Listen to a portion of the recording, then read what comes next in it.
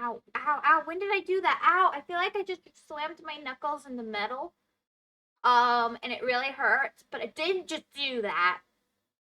But it feels like I did, and it really hurts. Oh my goodness. I hate that.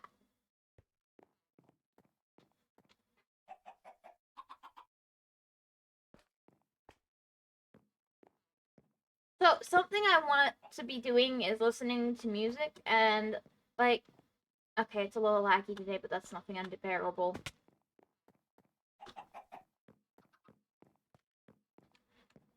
But I don't want to go find it on YouTube. I could make this extra laggy, go find my music on YouTube, blah, blah, blah. Or I could just not listen.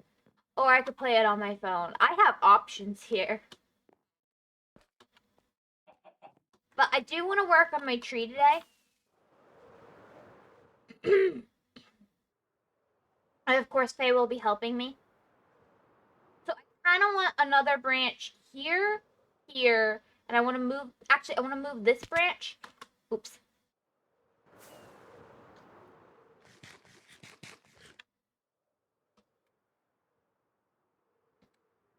So I want to move these two branches that we can look at here. This one and this one. I want to move them a bit that way, and then I want another branch there. Then I want another branch there. Okay, we're not going to be doing this. Oh my goodness, my cat's going to go crazy. No, no, no. I know what you want. I will give in to your terrorism. Never give in to terrorists, guys. Never bargain with terrorists. My terrorist is fluffy and cute, and she loves me. And she's not trying to be a terrorist. She's just succeeding. She's a real natural. What? That's what you wanted, right? No. I don't know how to bargain with this terrorist. I gave her my robe. I'm very cold today. I'm pretty sure I don't think it's actually cold. I think this is me, which is kind of concerning. But I know part of the reason is her fault, because she woke me up. I haven't been asleep for very long, but I had gotten to sleep, and I was sleeping, and 3:30 in the morning, I was deep asleep, and I hear her start to throw up, and I go and I save her, and she would not let me go back to sleep. For quite a while, she wouldn't stop crying. Finally, I fell asleep with her crying. I didn't know what to do. She was so awake after she threw up. She felt so much better, and I did not feel so much better after she threw up, and I was not ready to be awake at 3:30 in the morning. I was tired and wanted to be asleep. And for some reason my cat did not share the sentiments with me. And I'm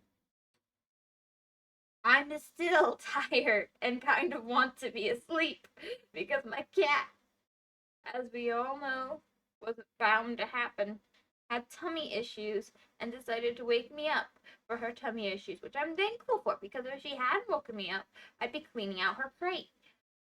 But at the same time, I'm tired and I would much rather be asleep. I already did that.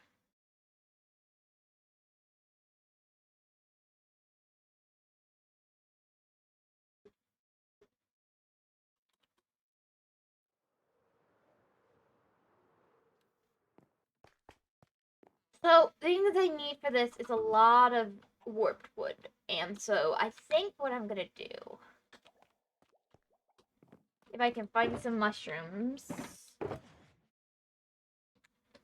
got quite a bit of it, so that's pretty good.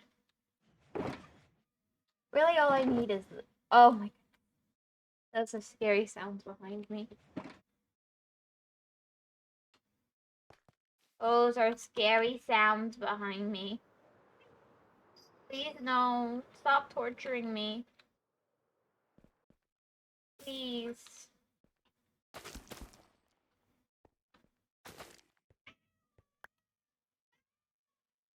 What are you doing?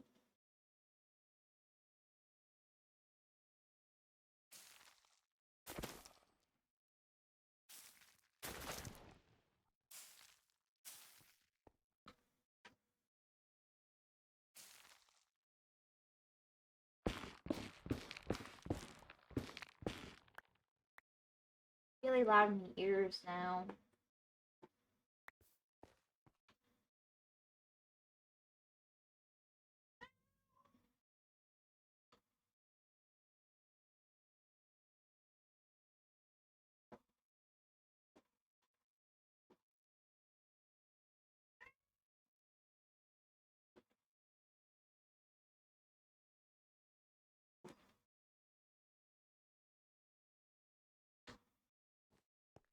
My cat is crazy. My cat is crazy. She's insane. She's gonna get you. And then, I don't know. Always play the same game, no shame, had enough pressure, is it just Mr. Connecting?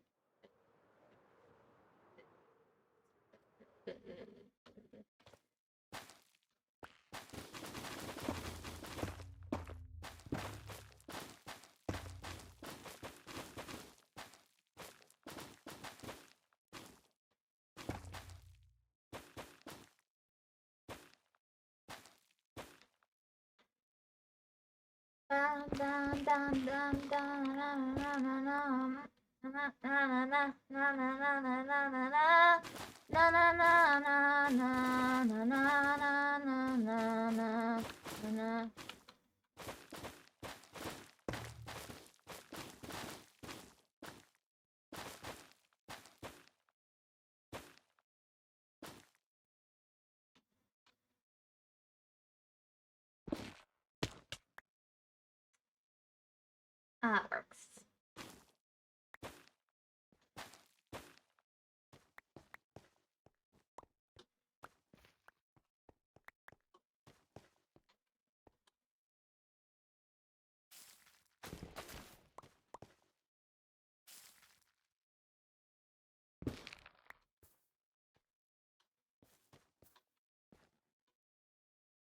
What is that one?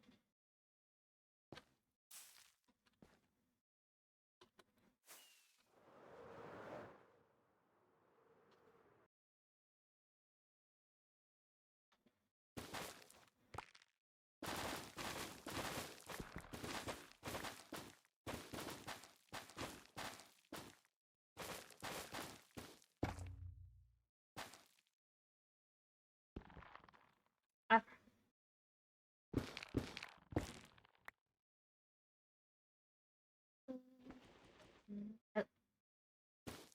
Maybe organizing my hotbar would be smart. I don't know. I don't think so.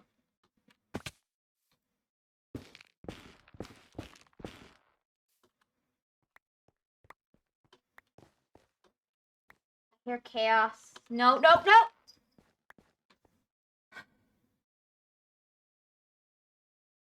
No, no, no, no, no, no, no, no, no, no.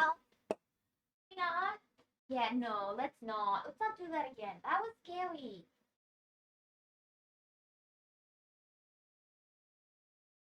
He likes this.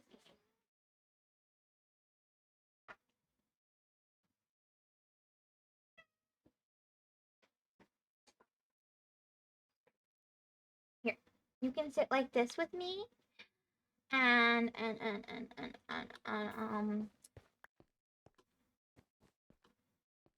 a minute while we fly to safety.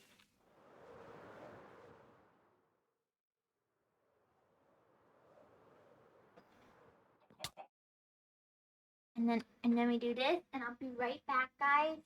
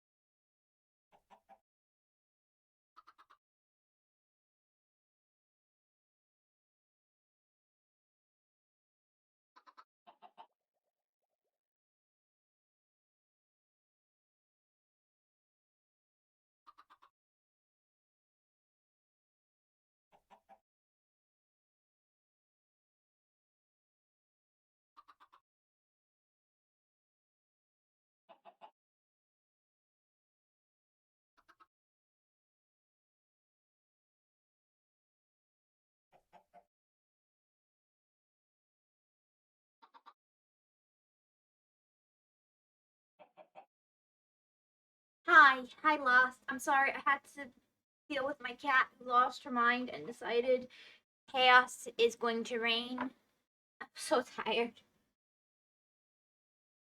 You know, it's almost worse to go from a deep sleep to alert, awake, to back to a deep sleep than to just stay awake in its own way. My cat woke me up at 3 in the morning. She had a issue, and I dealt with it, but yeah, I'm tired.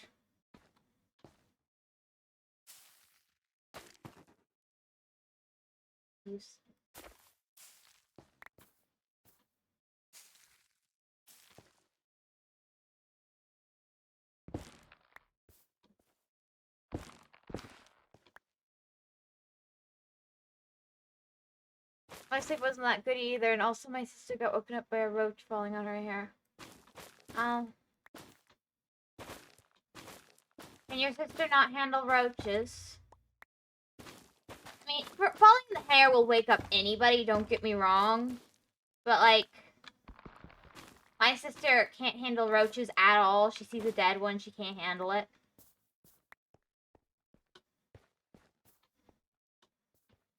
Curious if you have a similar thing going on.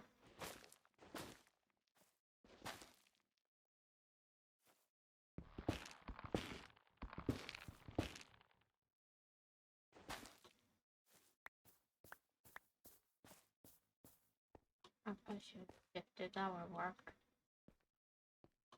Yeah, she can't handle it. Also, my cat is very polite. That's nice, that's nice.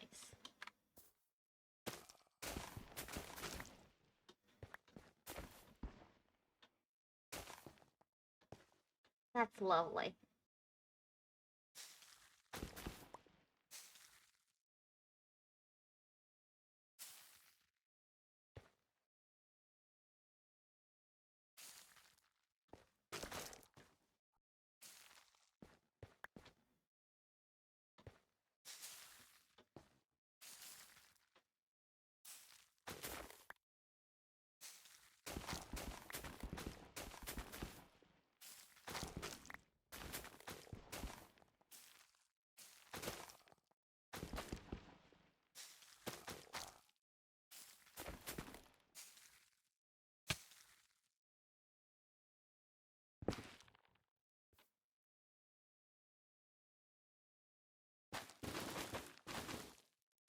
She will get braver, though. You know, one day she'll not be a cowardly old lady.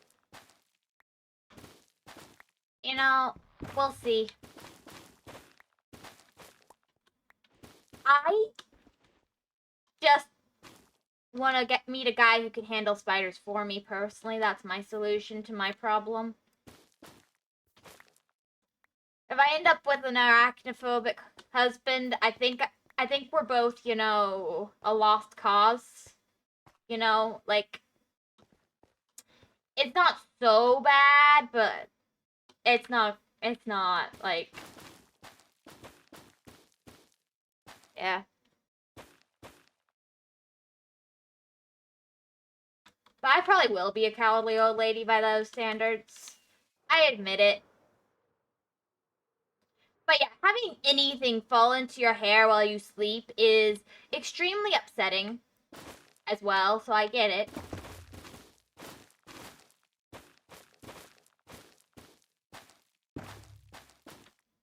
So that's what you wanted from a basic combat. Yeah, that's what basic combat moves means. You're not afraid of spiders and you will save me. You are my hero. You're so scary! No, yeah, sure.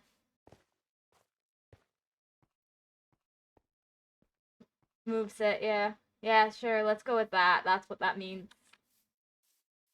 Not me just talking about video games. No, that's, you know. That's what that means. Chip. Probably fine.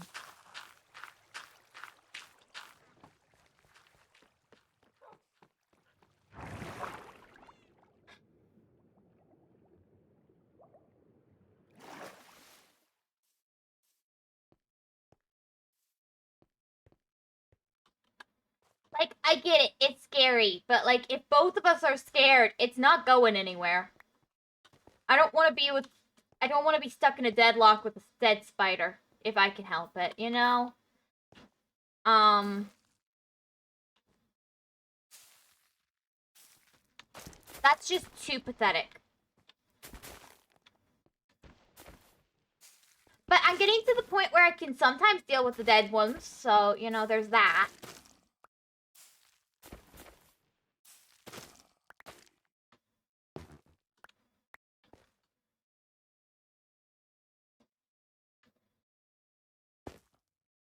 Spiders are fine, Hedge. Sure.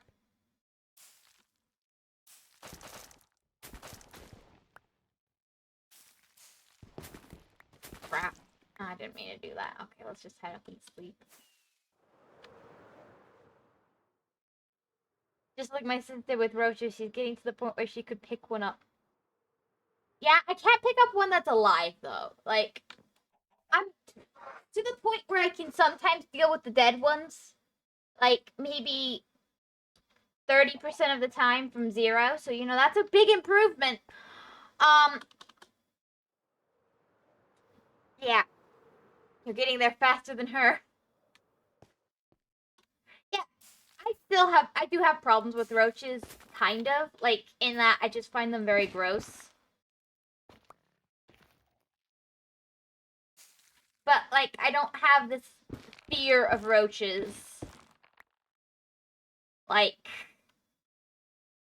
I can't be in the same room as a dead body. I can't be near the dead body. It's like 30. It's like 30 or something. What? What's like 30 or something? 30%? Your sister's at 30%? Okay. That's impressive. You know what? I commend it. Roaches are gross.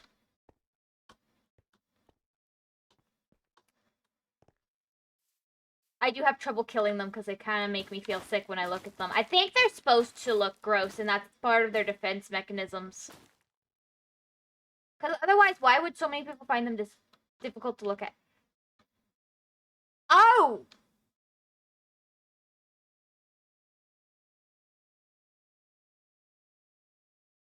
You know you're in your 20s. You know you're getting a hang of your fear faster. You know what? Yeah.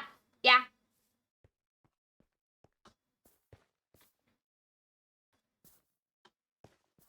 That's quite the age difference there, Loft.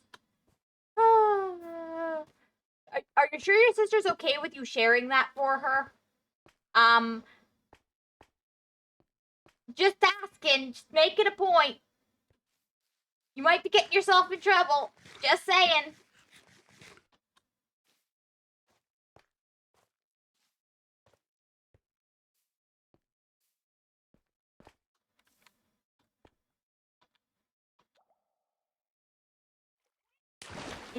In no time, you will learn to handle live spiders. Well, that is a pipe dream, Loss. I'm just telling you, there is a reason that, my plan is to get a guy. I think I'm still far off of alive ones.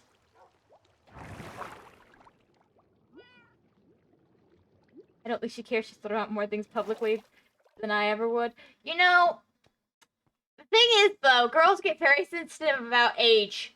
I don't know why, but some of them do.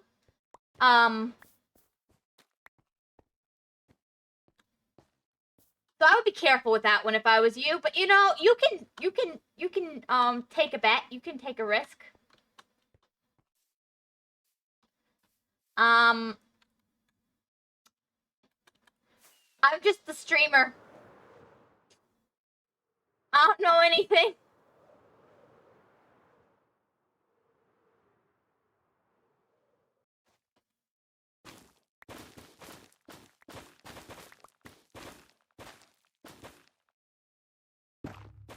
Alive guys, I never knew you would that one.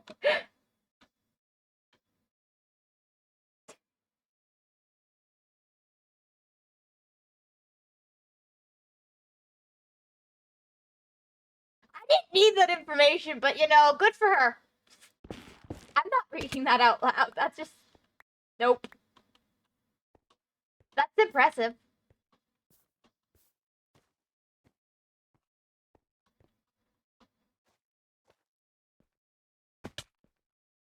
Honestly, she ages really visibly, like visually. Honestly, my family's right there with you. It's funny because my mom, she'll be in the store with all of us. And we're all adults at this point, right? And she still has people comment on how young she looks. It's not as common now that we're adults, but it still sometimes happens. Our family also has had comments about how young we look. So, you know, it's a good gene to have. Bit of an odd one. My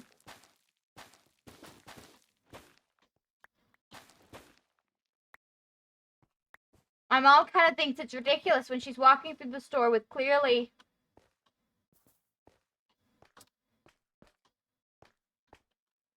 with us. Clearly, she's the parent, and people will comment like that. She thinks it's kind of odd. At least that's what she says to us. Maybe she's secretly complimented. Nah, I'm sure she is complimented at least a little bit. I mean, it is a compliment. I don't think she cares, though. My mom's kind of a meh. I mean, she takes compliments, but, like, she's just very strong, honestly.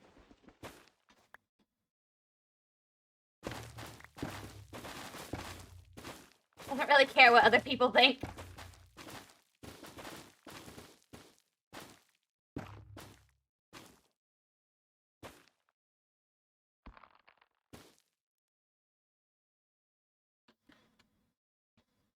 But yeah. Neat. I now have way more information than I ever wanted. What was I doing? What were we talking about? Oh, bugs. You know, I'm at least proud that my fear of spiders came from having a spider fall on my hair when I was like 10 as we were moving here. Like multiple fell in my hair. And that was too much for me. At least it came from a real thing. You know, at least it really happened. It could be what? 2 chickens? Strange. Strange things are happening here.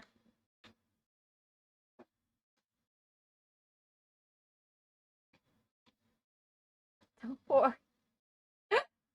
Well, you know, I had a roach that almost fell on me, so like 2 inches from my face. Oh, that's horrible. You know, I still think the spider's worse. You know why? Because it's the size of a dinner plate and I was 10-ish. Might have been 9, but I'm pretty sure I was 10.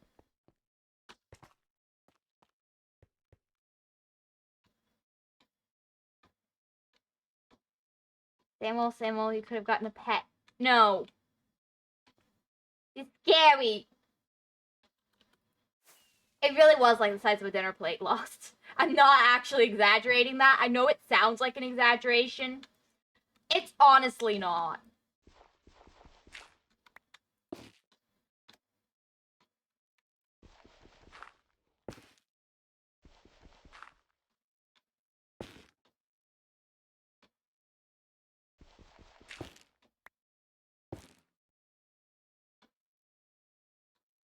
No, I'll leave the knobby bit. That's fine.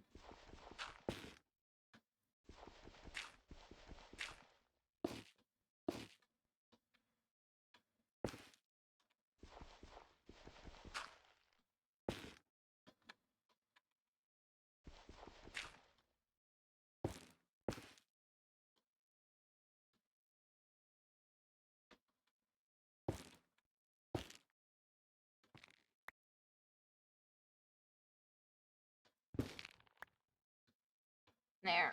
That looks kind of nice.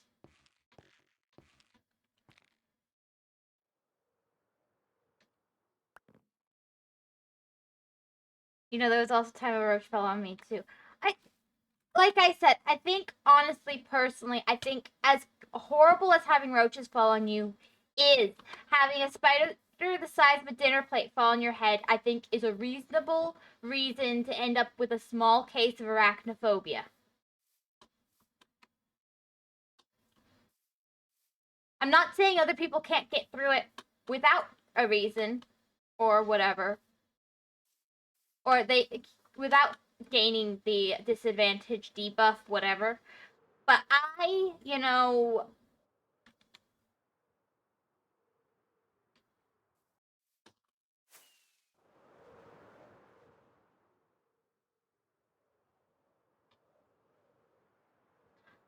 just, I 10-year-old Hedge thought it was terrifying. I'm sorry. I know, pathetic, right?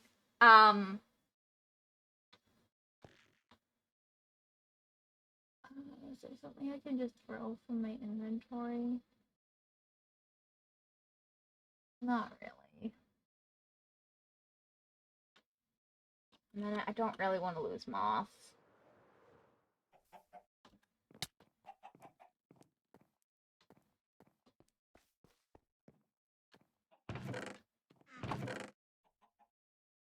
Does that go in that one or that one? Oh.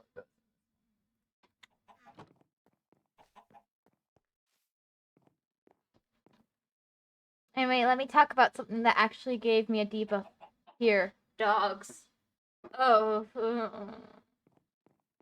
You have problems with doggies? I have problems with doggies. Okay, I have successfully faced my fear of dogs for years. I used to have trouble with all dogs. Now I only tremble in fear at very barky, aggressive dogs and yellow dogs. It's great. I am doing so much better. I will brag about that because that's a braggable offense. Or offense? It's something to brag about. I've succeeded in something. Worth succeeding in.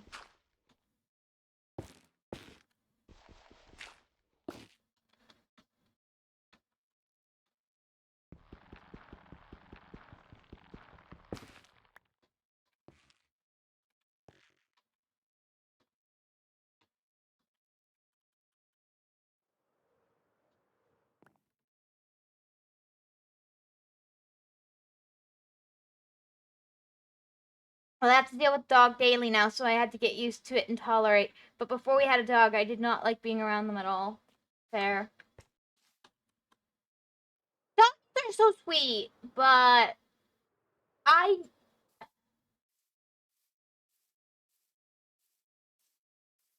I don't know, getting bit in the face was not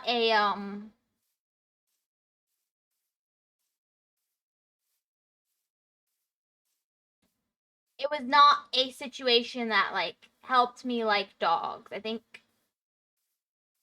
yeah, that's the best way to put that.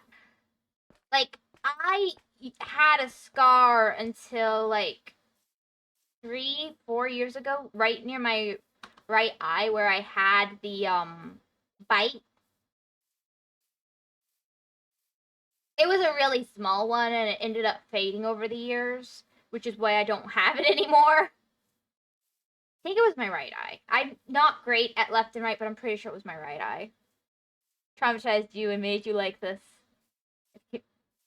I'm really skittish, yeah. I try to not be scared around dogs that are really aggressive because that'll make it worse. I do know how to deal with dogs. I know it'll make it worse, but I honestly do get scared around really aggressive dogs. Um, I just can't help it because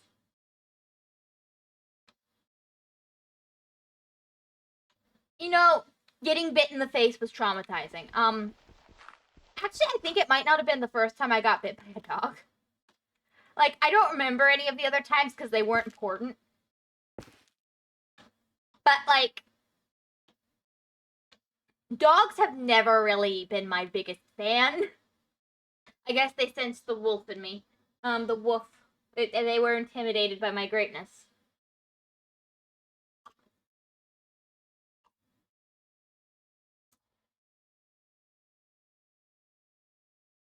Said the wolf. Yeah. Um.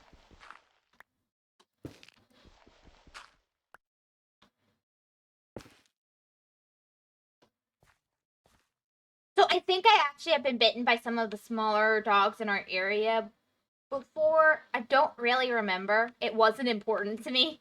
Like, if the little dogs bit me, I did not care. I do remember being very shortly afraid of the little dogs after getting bit because they would bark and bark and bark, and that was scary to the person who had just been bit. I was like 3 or 4 at the time as well, so like.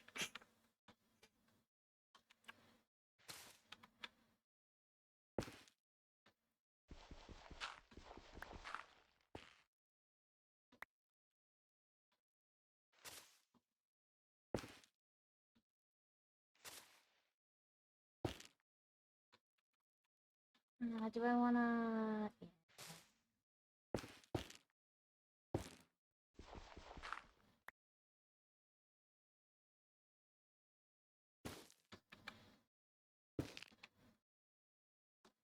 I'm gonna need so many cherry leaves. This is not funny. I mean, it kind of is though.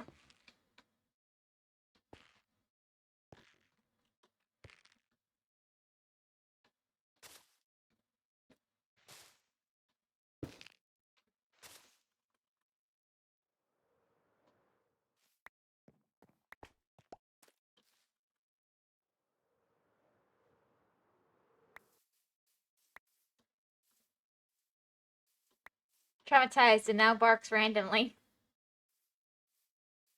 Yeah. Well, I already did that. Random animal noises. I don't think barking was my old default. It's now become my default. But making random animal noises was something I already did, and barking was one of the things I would do. Um, Funnily enough. Um,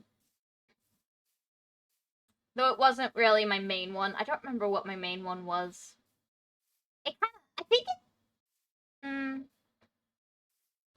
I really don't remember actually, because it's not something I did consciously back then. I'm a bit more aware of it now, but like back then, I was completely unaware of what I was saying or doing, and now I've lost my flight. That looks nice.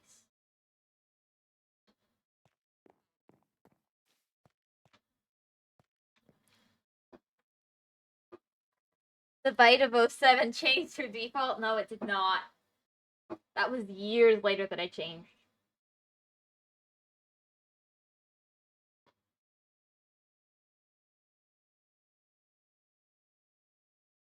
Honestly, it was after I'd already mostly gotten over my fear of dogs. I still have a minor one, like very minor.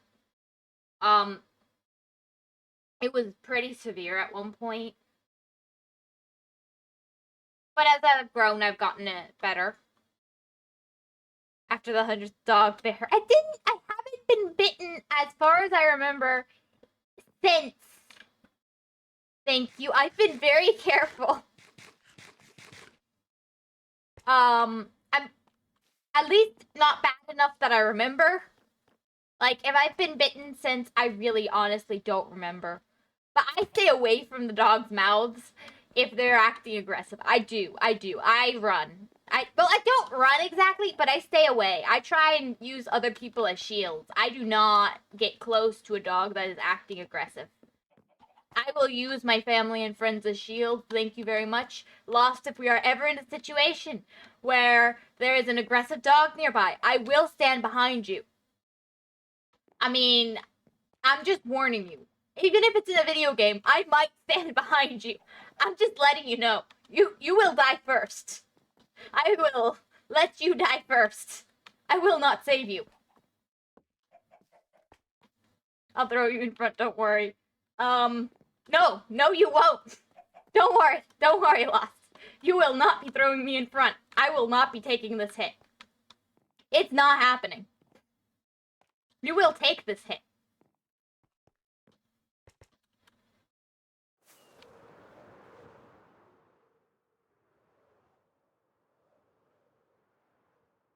Whether you believe me or not, it is the truth. Honestly, I'd be too busy running away. Yeah, this would not go the way you think it would, but you would be running. And I would also be running. Actually, running is the worst thing to do. Are you an idiot? Like, there's nowhere we're outrunning a dog. I'm just telling you, it's not happening. This will not work in our favor if we run.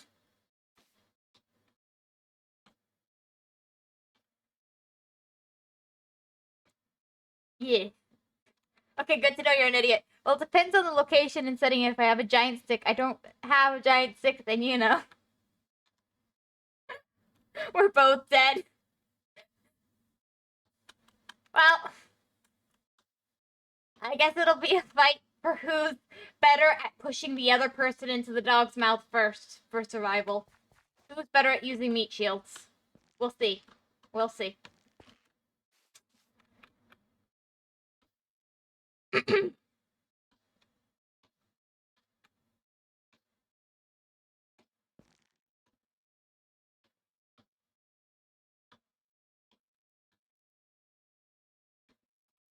For some reason, I'm losing my voice. If I'm in the void, this dog, what else am I going to do? Fist fight the dog with my wimpy arms? I'd watch you do that. I think that sounds funny, but you're dead. But don't worry. Neither of us are going to the afterlife alone in this scenario, because both of us are gonna die. So, you know,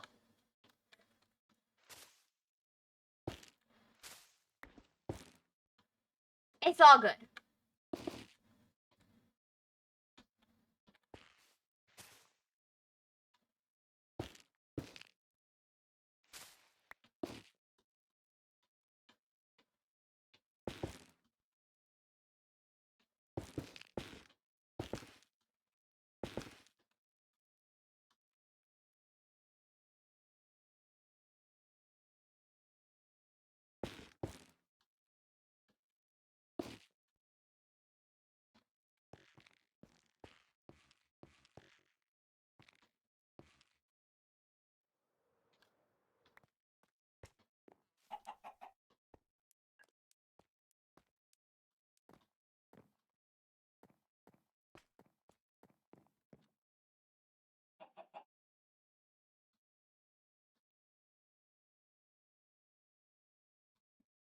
Actually, no, just kicking it actually will be a better idea. At least my legs are better. I've been training for this, you know. I've been taking puppies. I've been taking puppies all my life. What do you mean you've been taking puppies all your life? That's horrible. Taking puppies? No! I'm pretty good at kicking though. Maybe that would save me. Maybe. I still think I'm pretty good at using meat shields. I'm banking on that, I think. Like worst comes to worst, that's my strategy.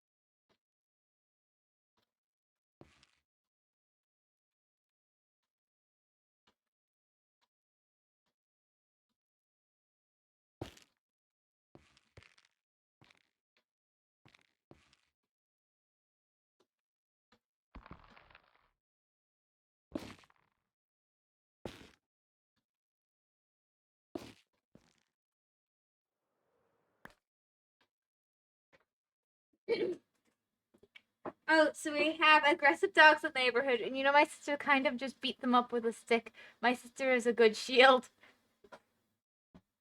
Good for you.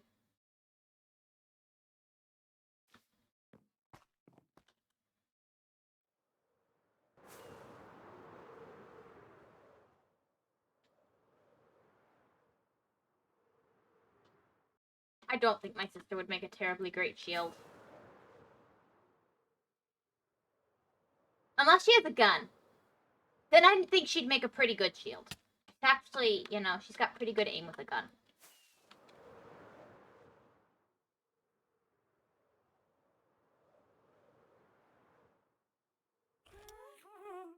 I'm just hanging out with you, my buddy.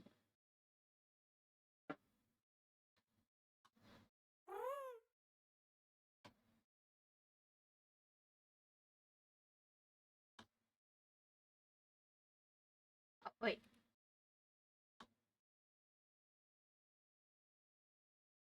Am I stuck on him?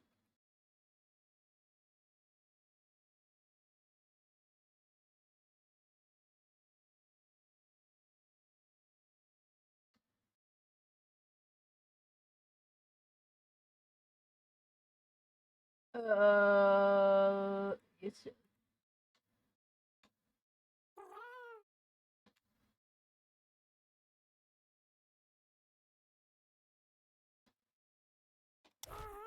Oh, there we go. I got stuck on him. I don't know what happened to that one piece of wheat. Oh, there it is.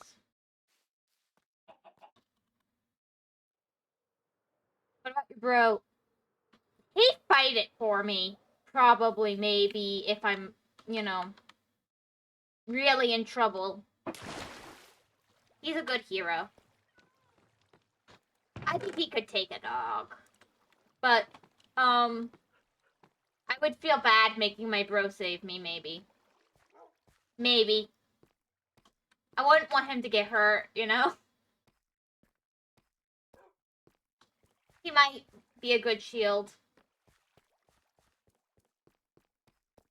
Maybe. It's not that he's not strong enough to take the dogs.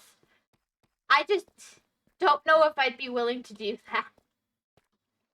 I'm very close with my bro. No, I think he'd actually probably be fine. He'd be a fine shield. He's never failed me before.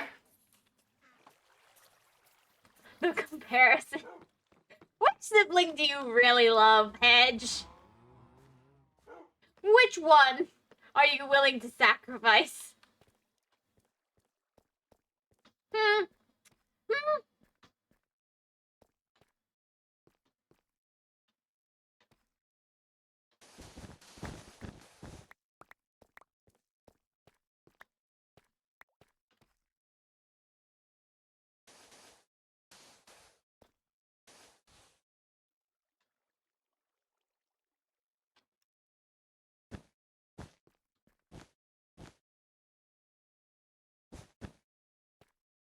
Yeah, my brother, I don't want him to be a shield. My sister, yeah, go ahead. Hedge will probably said at some point.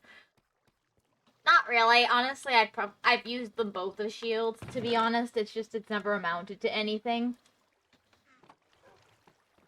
Luckily, if it amounted to something, that would be sad.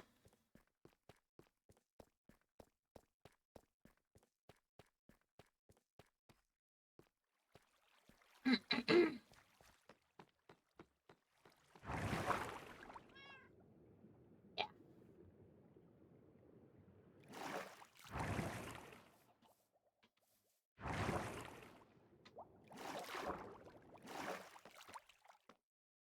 My mom makes a good shield. She's really good at protecting us.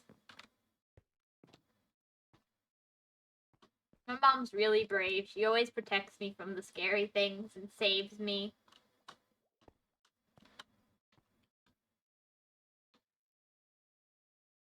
My mom's awesome. I never knew you were such a manipulator.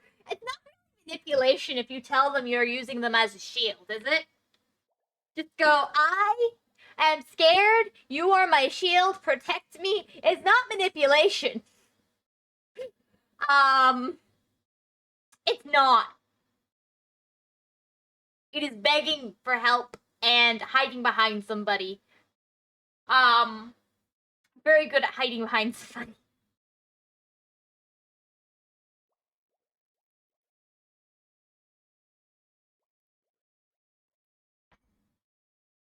My mom listens to my streams. Wonder how she feels about this. In terms of the shield quality, I'm a 1-star shield.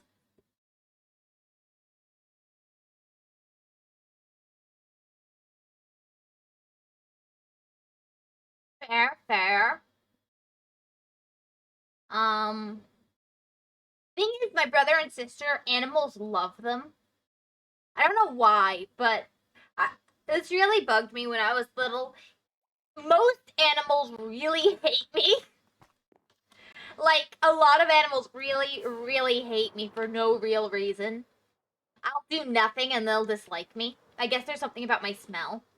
Or at least there was something about my smell. They haven't actually disliked me as much recently, so maybe whatever smell was on me is gone. That's kind of nice. That's a nice thought.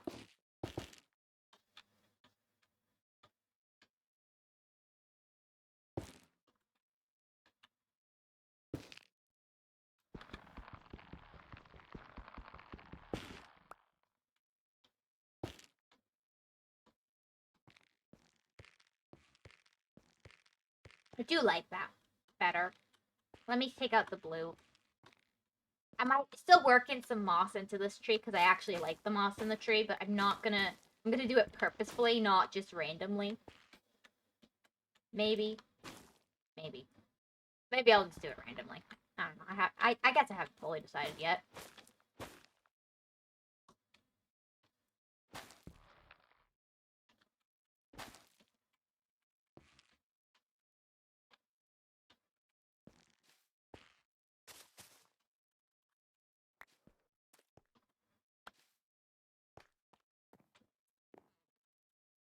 In terms of quality, I'm a 1-star shield. Well, good for you, Lost. I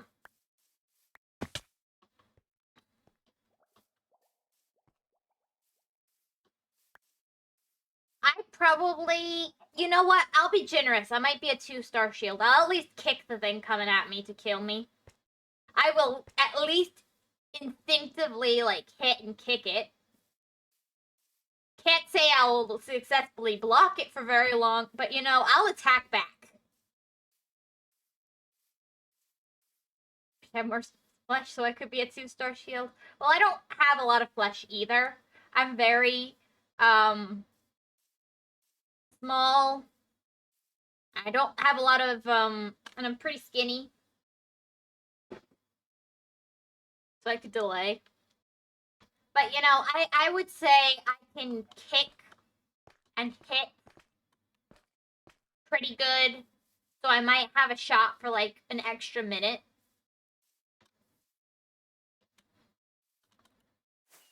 But, like, you'd be gambling to get that extra minute. It's not a high-quality shield here.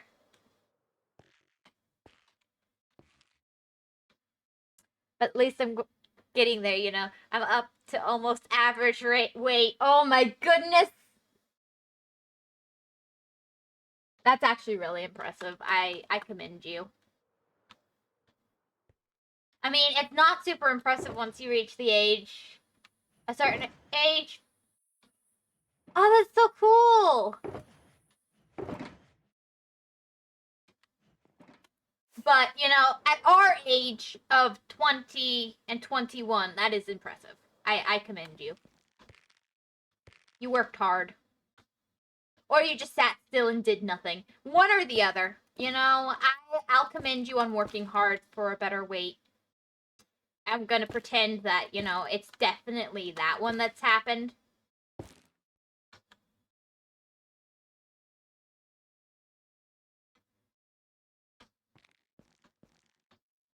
Loading around is very efficient.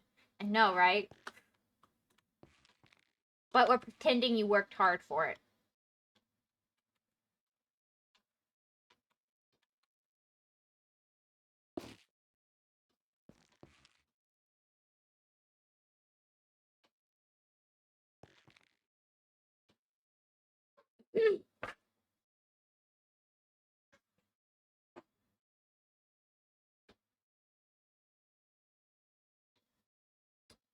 Um,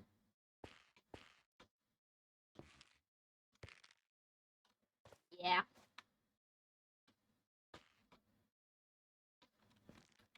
I do like the shape on this one, but I do want to fatten it up.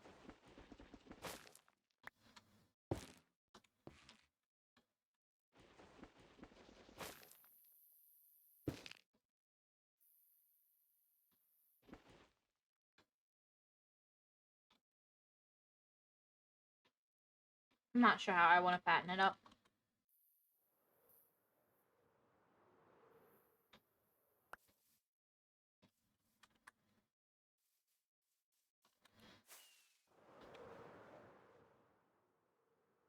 I think I'm average weight now because I'm comparing to the height and to my weight. It's actually average in terms of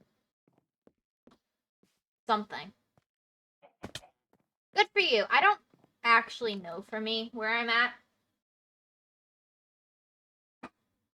My family has trouble being at like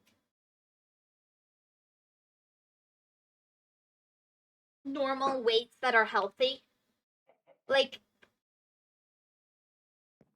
just in general, I don't know how many relatives I have that are actually, at their like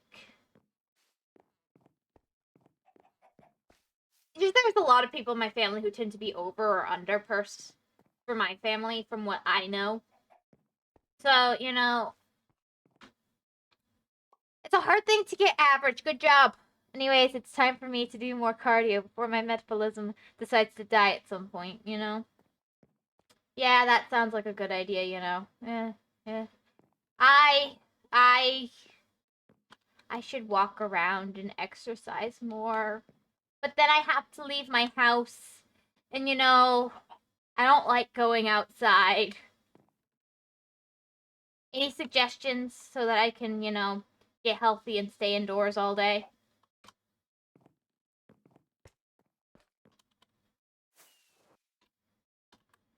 Oh my. That was predictable.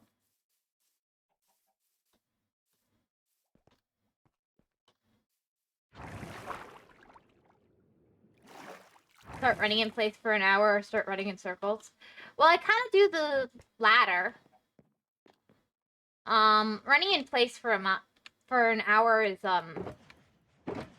not great.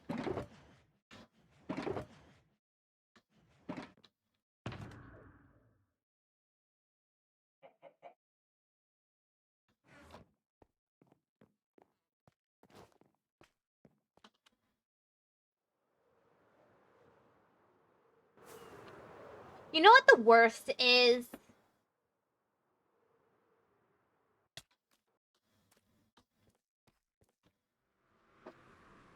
Oh, it looks good from here. Just do it consistently. Yeah. Even if I go outside, I will say it's kind of annoying because like there's not there's only so many safe places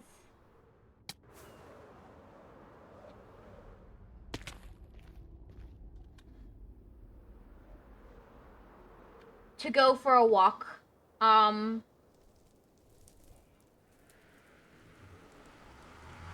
Where I live. Um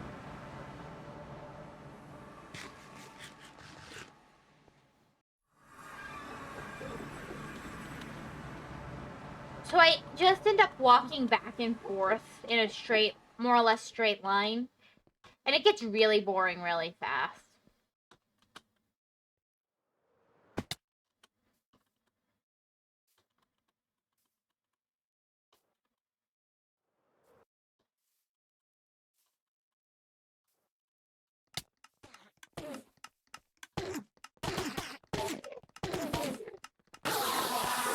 Oh, that's so loud.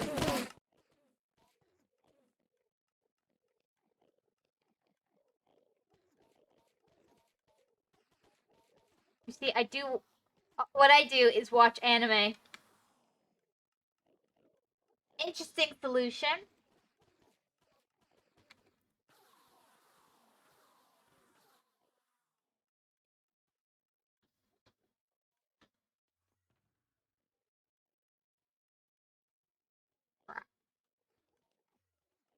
Running in circles while trying to read the subtitles does the job. That sounds exhausting. You know what? Fair enough. I bet that works.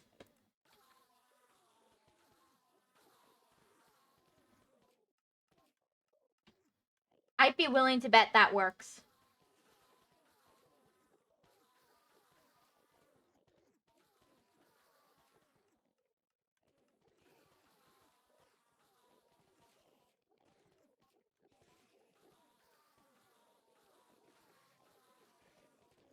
Wait, is there not mending on here? I thought there was. Okay, then I'm just wasting that. No mending.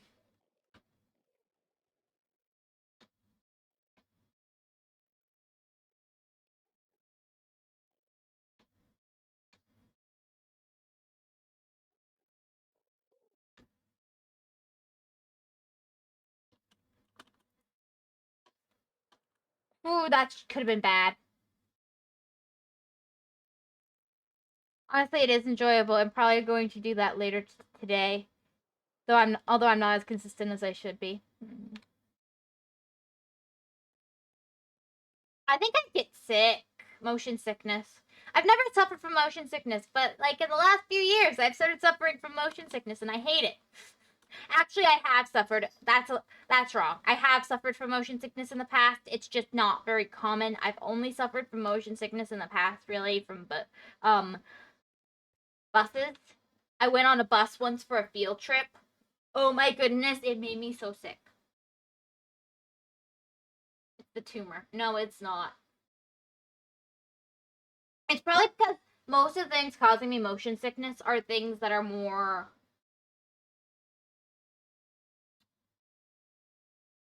like Portal caused me motion sickness a little bit. I've been told it was motion sickness. I'm still not sure.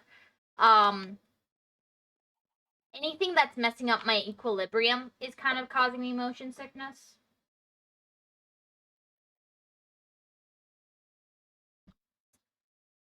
So that's nice. Laggy Minecraft has caused me motion sickness, but I think that's just about anybody. Laggy Minecraft is bad.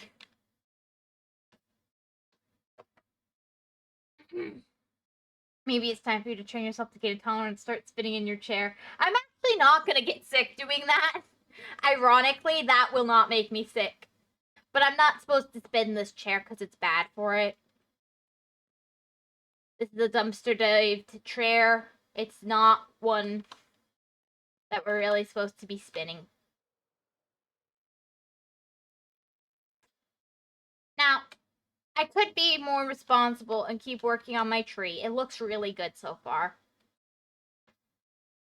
And I don't want to work on my tree right now. Everything in your house is built with duct tape. You know, you're closer to the truth than you might think. I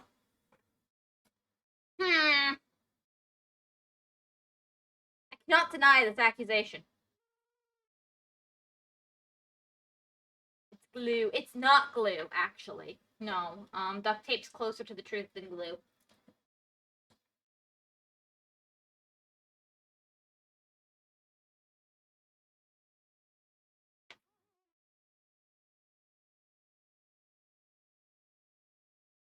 Um,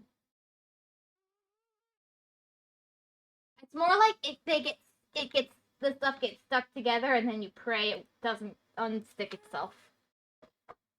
Staplers, not staplers.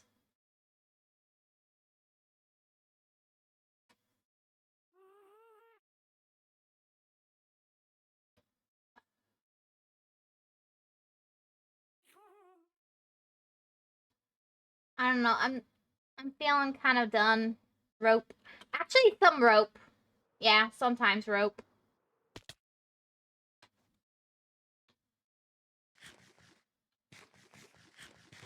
Spaghetti noodles. It feels like it.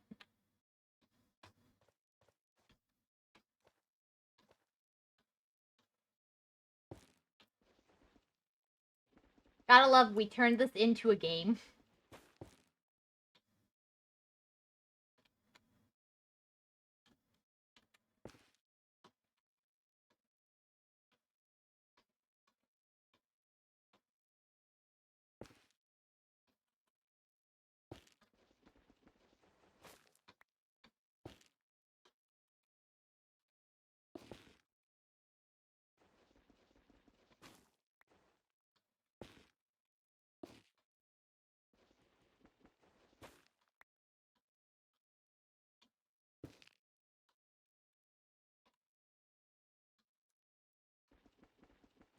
Already leaving me or not? I don't know. I'm not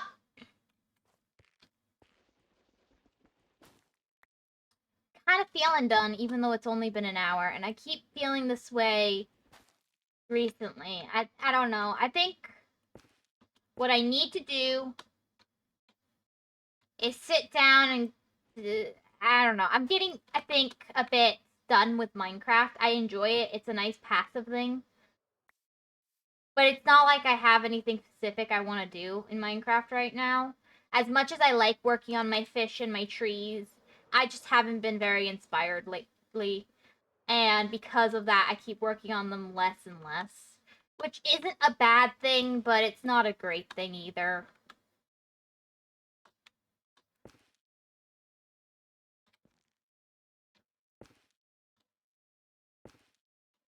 Oh, I need 2 more pieces. I need another piece of wood. Oh, well. I have 1 more piece to place, and I don't have it.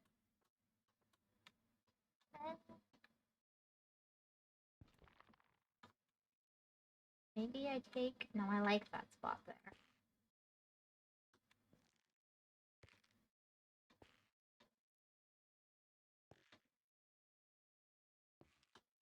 Anything I'd add more there. Maybe beef it up on this side some more. Yeah, I'm missing stuff. Time for you to move to the next block game, Vintage Story. I'm gonna be honest, I don't like most block games. Minecraft is an exception for me, not a rule. I don't like most sandbox games, and I'm not a big fan of most block games. But I like this one.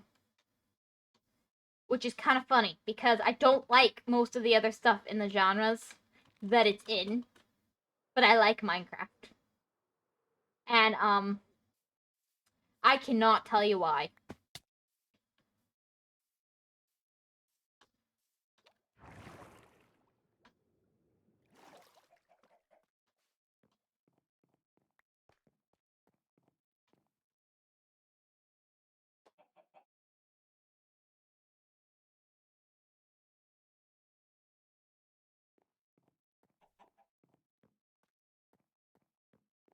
Have you seen the game? I'll look at it. I haven't seen much about it yet. I think I've seen a little bit at one point because someone else suggested it to me, and I just wasn't very interested in what I had seen back then. But maybe now it would hold more interest. I kind of doubt it because I remember it being just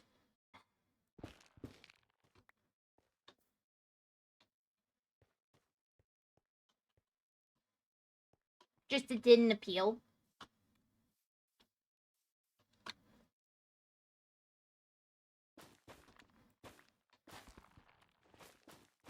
Actually, was it you that suggested it back then? I don't think so. I think it was Irregular. Sent you a video ages ago. I haven't checked it yet. I'm sorry. But it hasn't even been a week yet, to be fair. But no, I'll check it. I'll check it.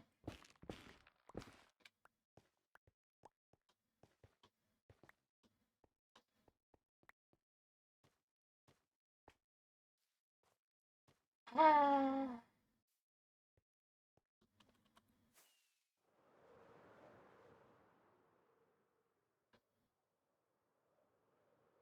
don't know.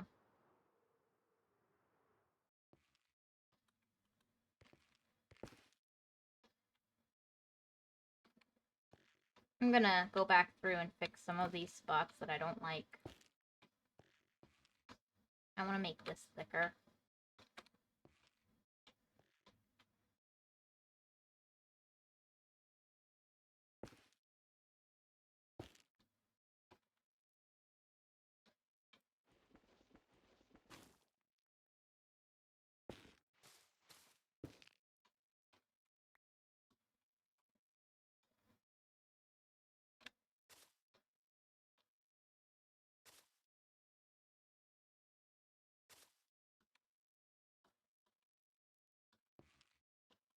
think like that, and then maybe a bit more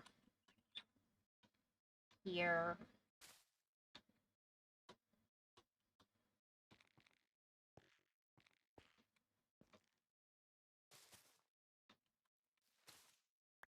No, I like that better.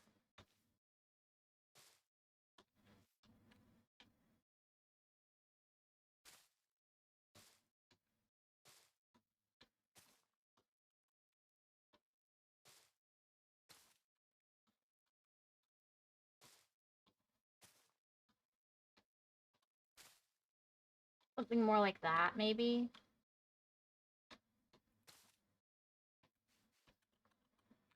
I kind of want this branch to be thicker. I can still adjust it from there, but I do like that better. So if I do that, I'll probably shave off a bit from this side as well. But I want to put this in first. Okay. Stupid.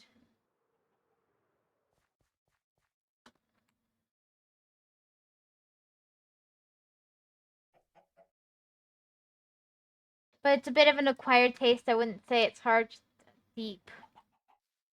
Yeah, but I'm not into deep.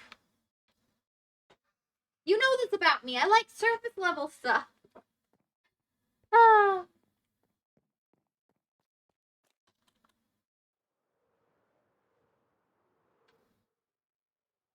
I'm a very superficial wolf. Haven't you noticed this about me by now?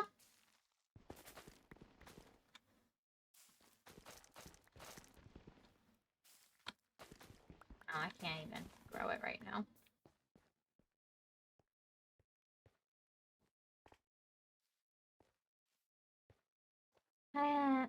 Anyways, I know, but one day you will get a taste. I kind of doubt it. The main part you like about Minecraft is the simple part to it. I don't know what I like about Minecraft, so I can't tell you if you're right or wrong.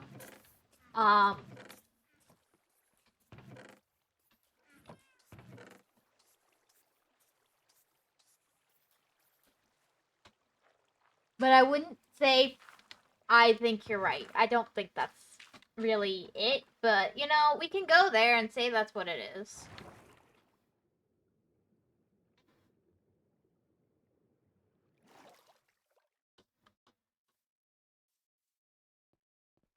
First way for adventure is everything I want out of survival Minecraft. There.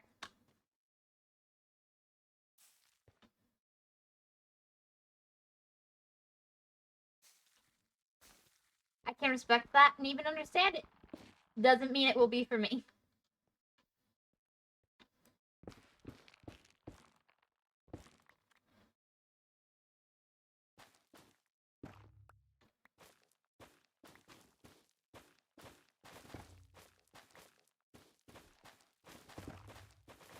I'm also going to add waves to the water. A really cool weather. Waves to the water. That's fair. I think my sister's more likely to enjoy it, honestly, because she's the one who really enjoys games that are Minecraft adjacent more. I just don't see the appeal to them. Minecraft is a mixture of games that I have no interest in that I like. So for other people, a lot of times games that Minecraft fills that itch for them, fills the itch for Minecraft for them. It's a game I will never have any real interest in because I don't like games like Minecraft. But I like this game. And it's a little odd to me that I'm like this, but you know, that's just the way it is, I guess. I don't know. It turned out that way. It's just how I turned out.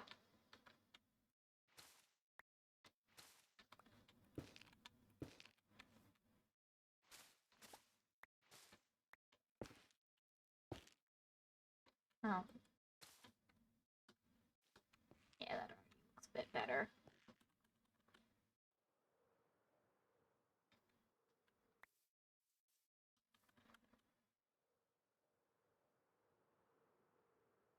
about Hello Dragon! We suggested Artie to play Vintage Story back then. She wasn't even affiliated. She wasn't very heavily interested.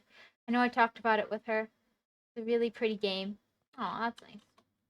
Well, my sister is also very picky, so, I don't know. Like, in some ways, I think she's pickier than me in its own way. In her own way. She's very, if it's not her idea, she won't do it. She might get there eventually, but she will not do it if she doesn't come up with it first.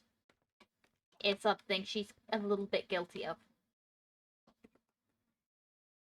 Which is funny, because I watched the video about not like in a survival games like Vintage Story, and the guy apparently likes this is the game where they like it. It's a good to be picky when it comes to things you like. Your sister is the most picky VTuber I've ever seen. Yeah. Yeah, I believe it.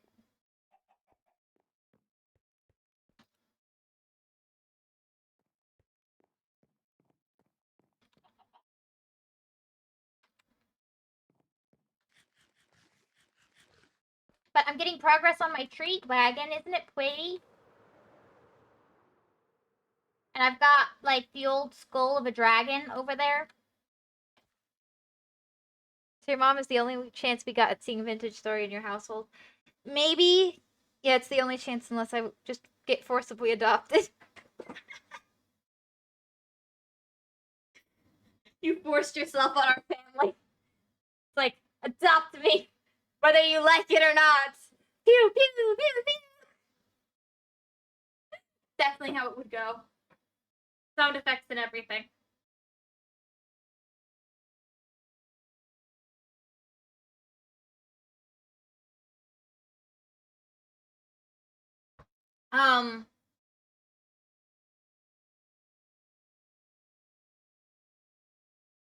No. I don't know. Dragon, do you like my dragon head? It's not your head. It's just a random dragon that has turned to rock after centuries. And if I was really committed, I would have a giant laser beam being like dragon's breath coming out of the mouth that would be and attacking the flying things. I just haven't really committed yet. Nah, it's more like I got kidnapped, but if you want that lol, okay, it would become Godzilla, which is cool. You know, if Lost gets married to the no. Dragon, no. Yuck. No. Sorry. From far away, the dragon head looks great. Thank you, thank you. Quick, understandable. Quickly understandable. Sorry, no offense. Mint, you're a lovely guy. You're a lovely friend. Um,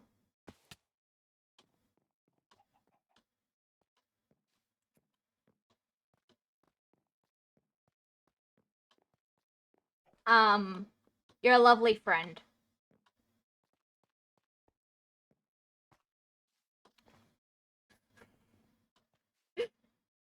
Don't worry, I know you don't deserve me. Maybe you got female cousins that Lost could marry. Yeah,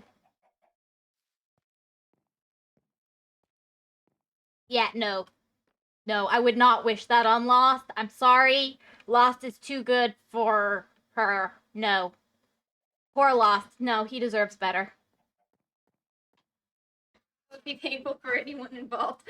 Yeah, no. Lost deserves better. I'm sorry. Lost deserves better. My cousins are a mess. No, you deserve better. Well,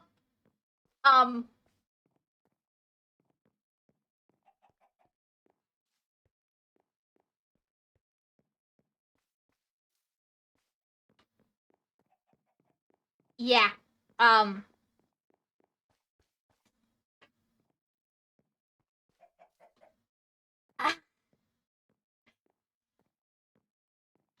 yeah, then we need to find a female VTuber that already plays Vintage Story and convince her to marry a robot. It's a flawless plan.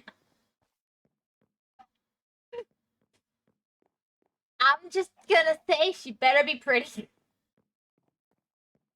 Broba, you know, he's got good tastes in the ladies. He really, you know, his taste has been pretty consistent since he was very young. Um,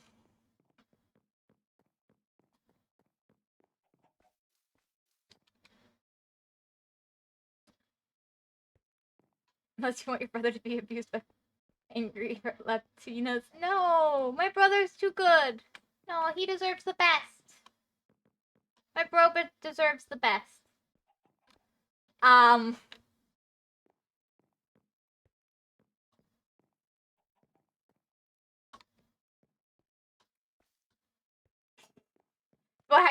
why? No, don't say that. No.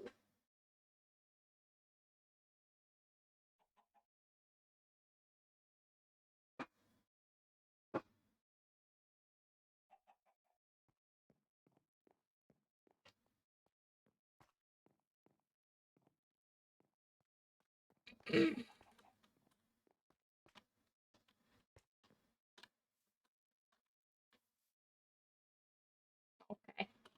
Thank you, Lost. Um, but yeah, I would say it's if it was free, I'd consider it for a once off, but I don't think it's free. You might convince my mom, maybe. She's pretty open minded to that kind of thing. She'll do, she'll do a lot of different variety of games, but the games she won't play, she definitely won't play. So, you know, as long as she's not saying she definitely won't play it, you might have a shot at convincing her dragon. I'll look at it. I don't remember having a strong interest, but you know, maybe. Okay, someone go rob a bank. We already saw how that went, Lost. I'm not, you know, I have my skills. That's not one of them. Get someone else to do that.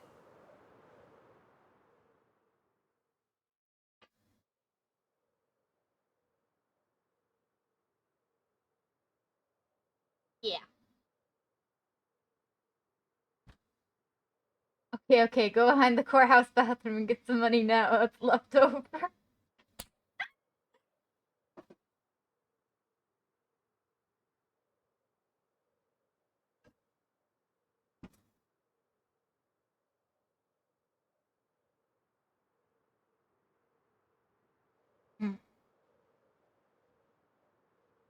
Yeah, I definitely need to. Okay.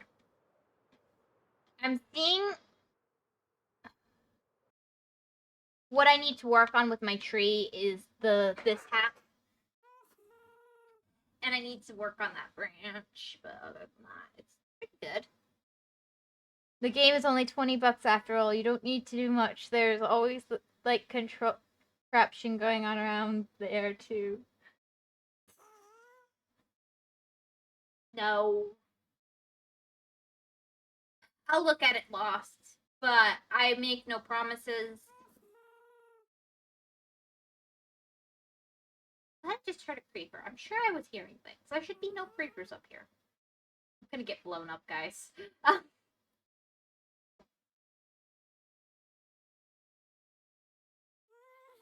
Oh yeah, Lost. I know you don't like the Minecrafts, but I've been watching a series called Pathlight where they're going through the different versions of Minecraft from like the first beta they could get working. Um, survival game where their friends kill their enemies.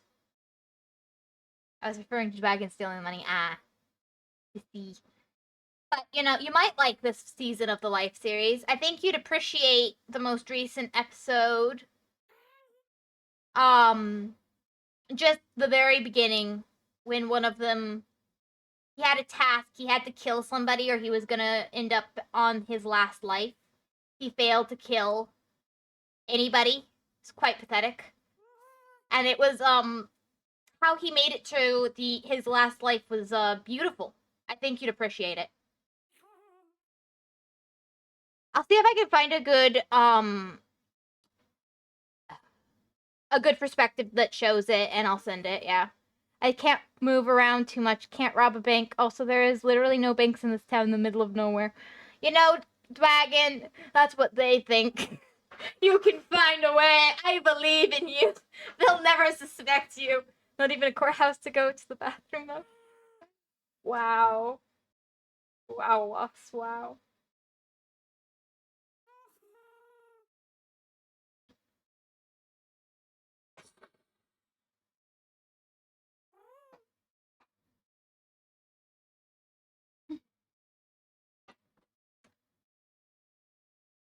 Nearest courthouse. Wow. You know that they'll never suspect you, Dragon. You can just find a way. You can do it, I believe. No, no, you're good, Dragon. You're good. You're good. Um.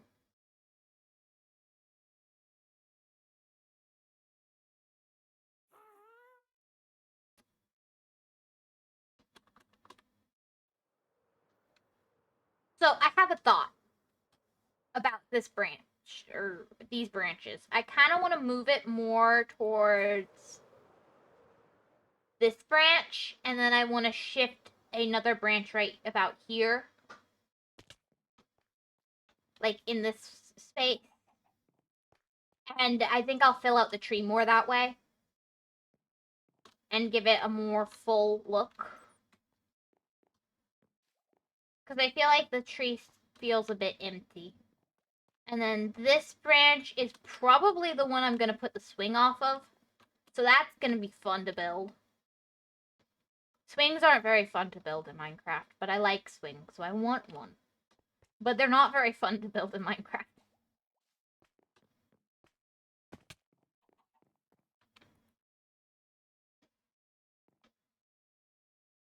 I don't know what to do, guys. I don't know. I don't feel like doing more gathering of materials. I should. I'll work on it. Like, the good hedge gathers materials for her builds. The bad hedge just pretends she doesn't have materials she needs to gather and ignores this fact that she needs to grab them. Gather them, rather.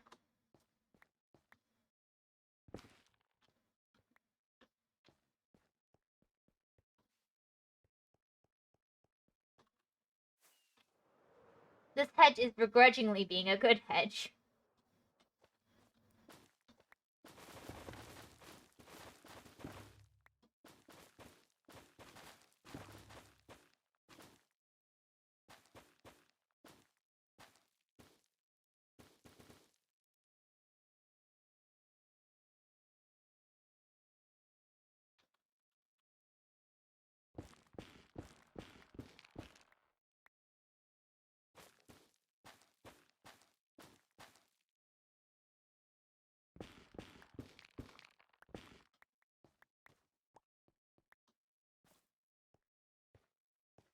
Um, you see, you should have just done just chatting reaction stream. You think?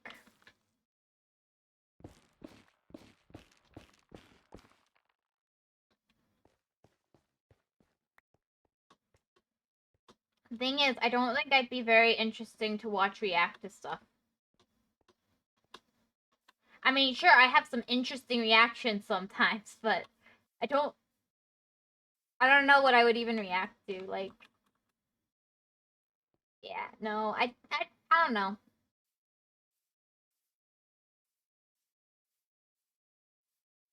I don't think it'd work great, but you know, that's fun. I don't know, maybe. I will agree, sometimes my reactions can be pretty, unique.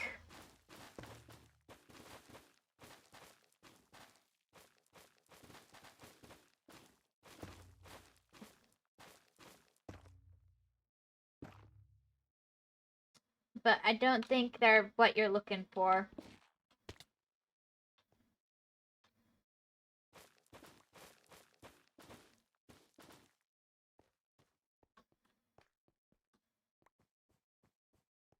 Well, that's not great. I do have a shulker box that's empty in my inventory still, right? Yeah. Just dump all of this.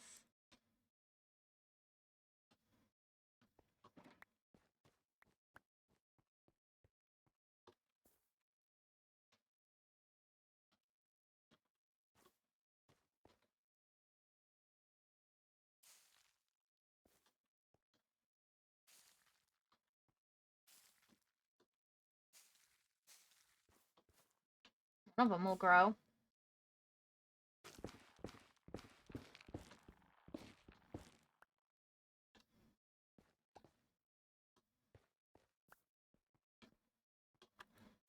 Uh-huh. I don't even know what I'm looking for. Hedge. Fair. Fair. You know, fair enough.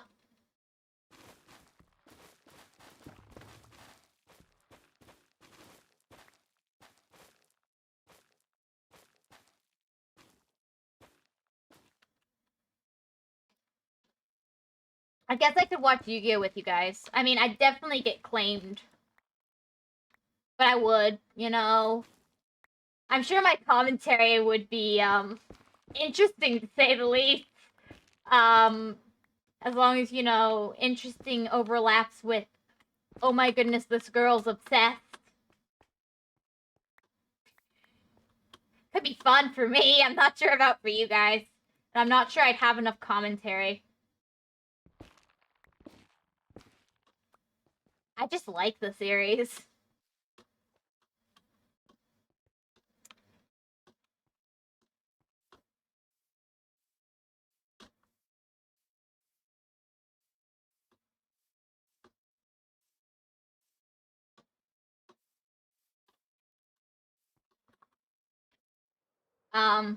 Plus you have the fact that between the sub and the dub, you have like 2 different series for any Yu-Gi-Oh show. Because 4Kids is the one translating, even though it's not a 4Kids show. There's nothing wrong with it as long. Honestly, I don't think there was that much wrong with it, other than, you know, there was cursing in the original. Once they took that out, though, honestly, I don't think they needed to edit as much as they did.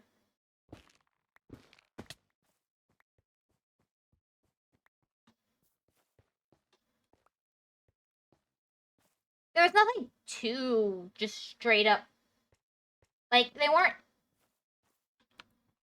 like, just too obvious with it, you know?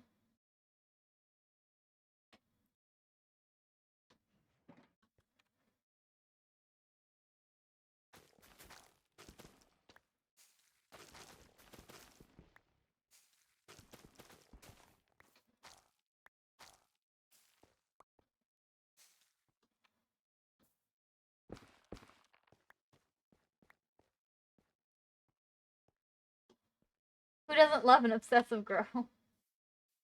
I mean, my family does not like to talk to me about Yu-Gi-Oh! So...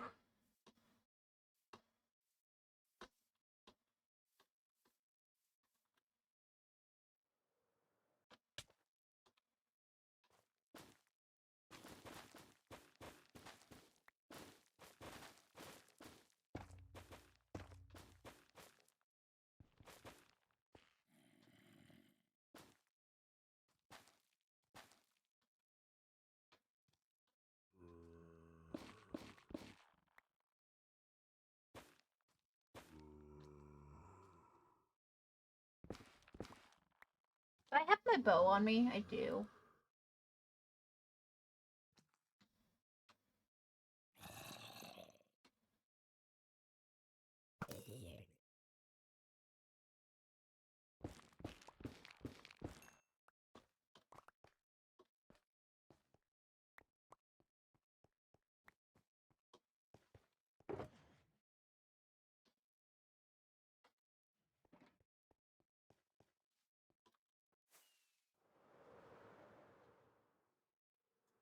Well, we have to deal with it only for a few hours.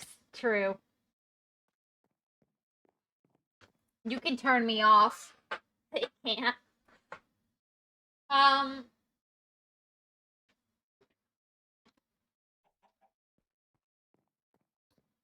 what's really interesting about Yu-Gi-Oh?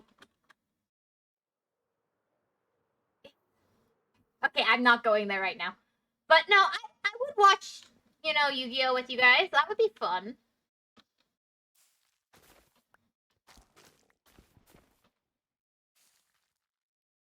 I will return to my bed, so Lost will have to deal with the Yu-Gi-Oh obsession all by himself. Good for you, Dragon. Oh no, the horror. Oh, go away. Such a nuisance. Anyway.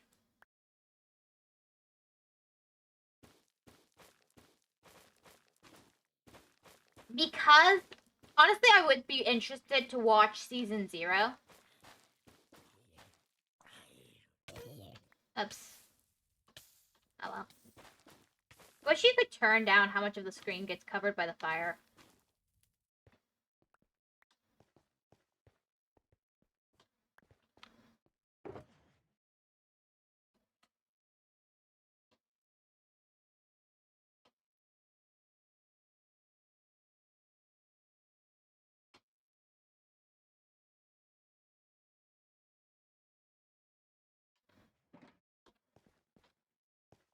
Hmm.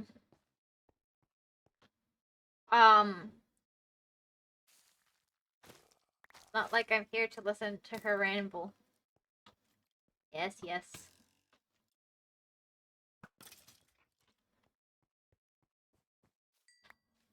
Honestly, Season 0 is a season I've never seen of Yu-Gi-Oh! So maybe if I could find that, that could be cool. So what happens is that Yu-Gi-Oh! Is actually split into 3 different series with the manga. So the anime that everyone considers to be the main anime for Yu-Gi-Oh, which goes from series 2 pretty much to series 3. And the reason it got split up like this is because the author finished Yu-Gi-Oh, but then people loved the one of the games that was in Yu-Gi-Oh so much they brought it back with just that game. Because Yu-Gi-Oh was originally King of Games as the translation, so it was kind of a pun. And so it was a lot of different games. But then and one of the games ended up being it was like Elder Scrolls, I think. But a card game was his concept, and that became it was called like Magic and Traps or something. Magic and Traps or something. Magic and Monsters. Traps and Monsters, something like that. And then that became Duel Monsters, I think the second time Kaiba showed up, which is the arc that they start you on in the anime, but they skip most of the arc. Like they've condensed like a 2-3 episode at least arc into one episode with just the very end of the arc. But as opposed to being the start of the Duelist Kingdom arc is the next episode, what should really be happening is you go from Death Tea, which is a theme park where you doesn't matter. It's the place where Yugi and them all fight Kaiba for the first time in the anime season 1. Not counting season 0. He does show up in season 0, I believe, but that's different. And also the reason he's fighting Yu-Gi-Oh, not Yu-Gi-Oh, Yugi is actually different in the manga to the anime. Because in the manga, he's already shown up as like a villain of the week. Because he first shows up as I believe it's volume 1 towards the latter half. Kaiba first shows up as the pretty much monster of the week. You know how you have that's kind of how that one mostly played out was for Yu-Gi-Oh, just plain Yu-Gi-Oh, he was pretty much a Monster of the Week kind of series for the most part. There was an overarching story, but it had nothing to do with a specific game. It was more to do with, we'll call him Yami for the purposes of this, or Dark Yugi. He's pretty much what they called him. So Yami or Dark Yugi is the version of Yugi that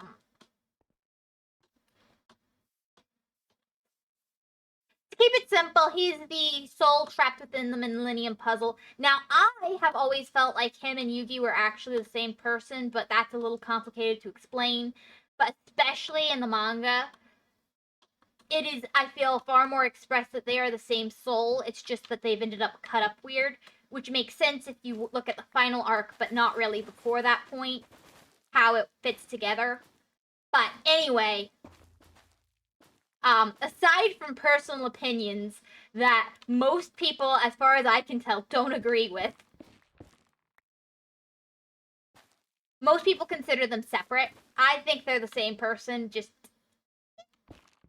a little complicated. We're not talking about that right now. We can talk about that later. I'll get there. Anyway, so pretty much the season 0 is, it starts, Yugi has no friends, he wants friends, and he has a puzzle, and it's called the Millennium Puzzle. It's the little triangle thing you see him always holding. He always has on his neck. And it's not built yet. He wants friends, and he's planning, and supposedly to the person who completes the Millennium Puzzle, they will have their wish granted.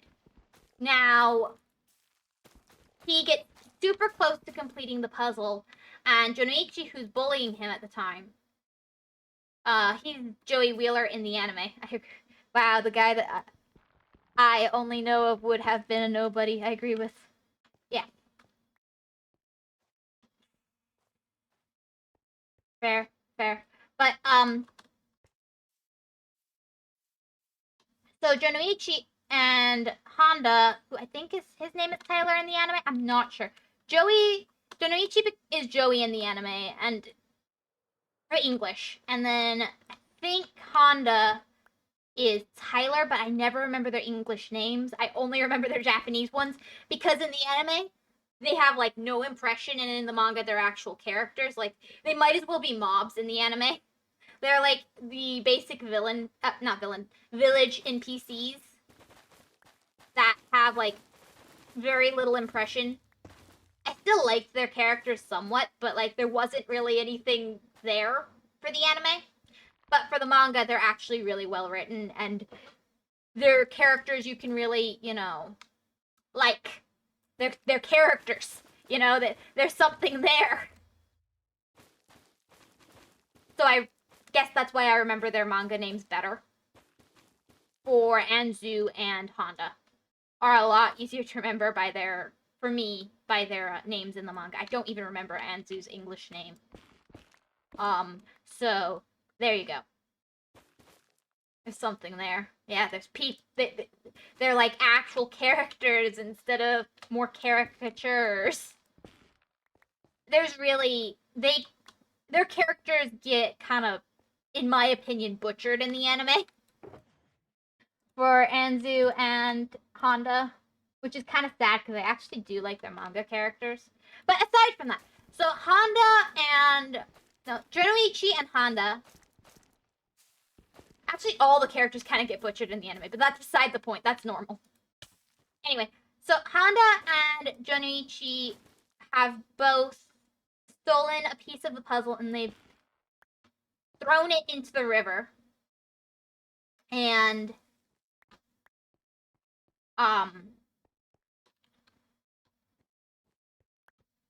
because they're bullying him. This was a great start to their friendship, right? Bullying, harassment, all this stuff. Great start to your friendships. Yeah, that's how you always want to start your friendships. No, it's not. That's a joke. Don't do that. So, anyway, then someone sees them bullying Yugi, And the guy has this thing going where he takes kids who are being bullied, and he takes their bullies, and he beats them up, and then he lets the person who's being bullied beat up the bully, right?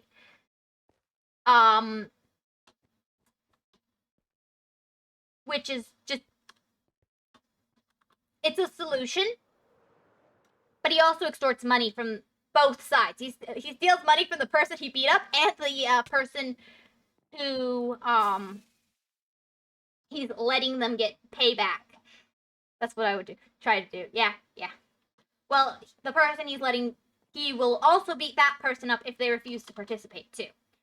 So he's not a good guy. He's not doing this out of good reasons. He's just trying to extort money. Nothing wrong with that.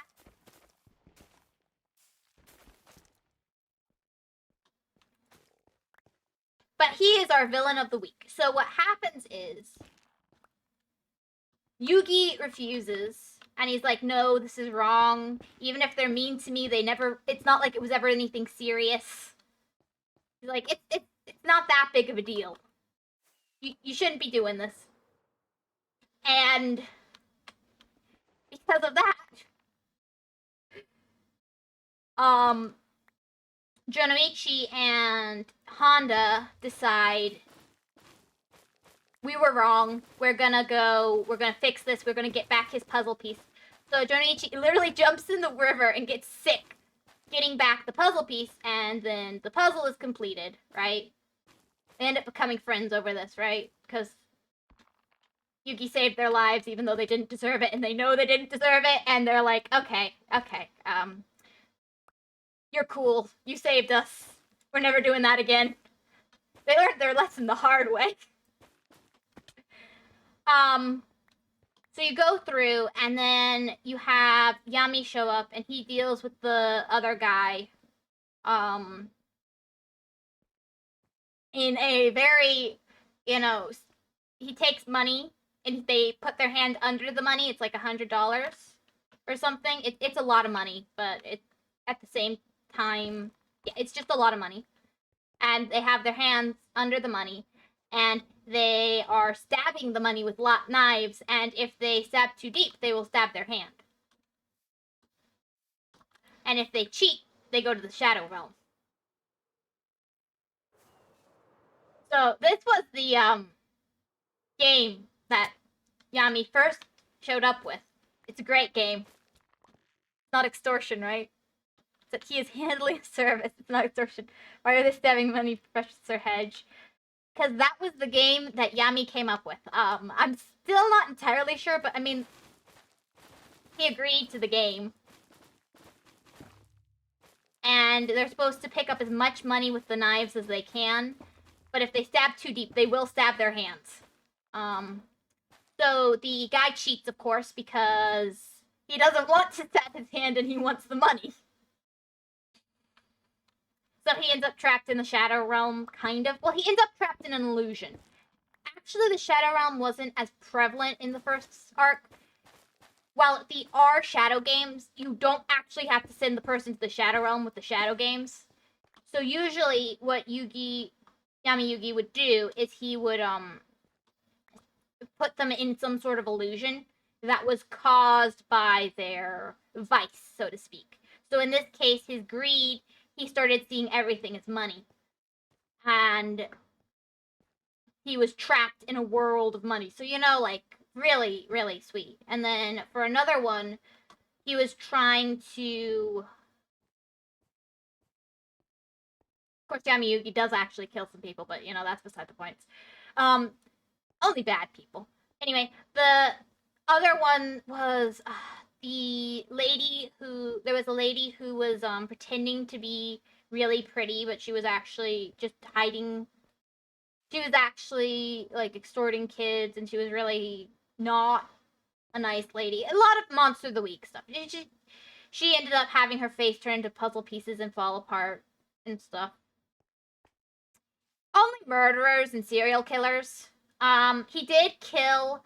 So a serial killer broke out of prison because, that's how that works.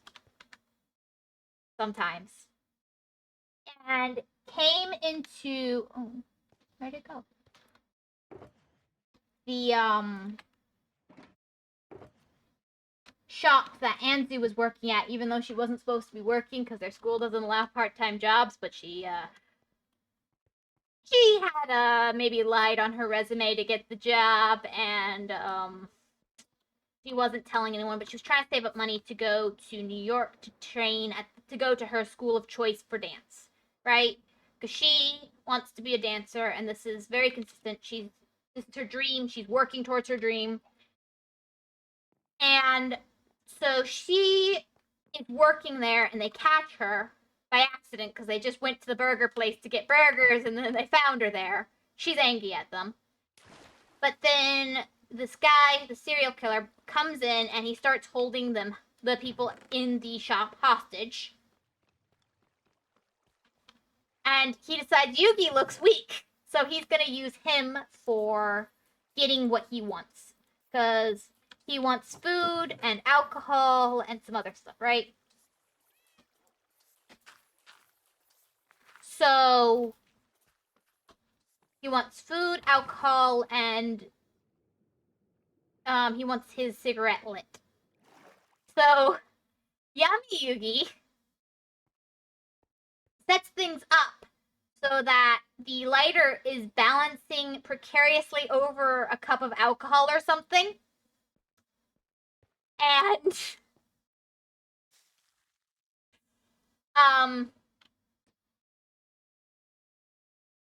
that's what people usually do. Yes, yes.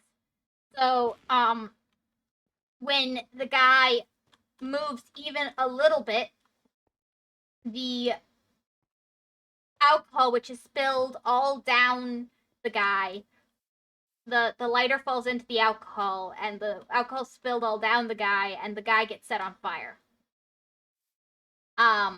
Maybe this one wouldn't have been good for kids. Maybe it would have. They didn't show anything. You just know that's what happened. Um.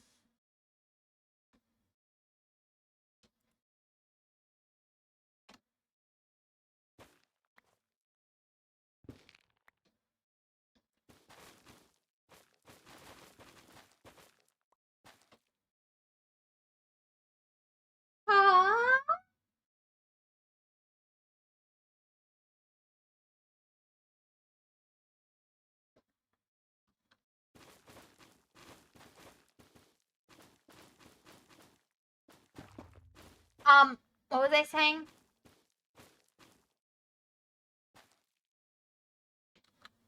Okay, yeah. So that's the first time I think Yugi kills somebody. It's actually pretty rare in the beginning of the series. Usually he just well, there might be another guy who's dead pretty early on. Actually there might be a few more than I remember. Like they're not exactly dead because of Yugi so much as he allowed the situation to happen. He didn't so much kill them as he led them into a situation that could kill them. And they might not have survived, but we honestly don't know. First kill, yeah. But you know, if the guy had just stayed still till the police got there, the police could have saved him, and he would not have burned to death. He was a death row inmate too, so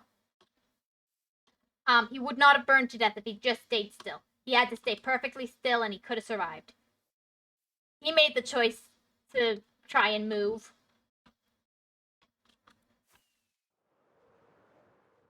Like premeditated murder. I mean, kind of, but like he could have stayed still. He literally, if he had just stayed still, he would not have suffered. But it is the Saw. I mean, you might have more of a chance. I don't know much about Saw, but in some cases you might have. Maybe these situations are a little bit similar. Usually, actually not because of Yugi. He doesn't tend to go too much murder, down too much of the murder road for this stuff. So, like with Kaiba, his in the anime, Kaiba has his mind crushed, and it's kind of similar. Like, he has the darkness expelled from him.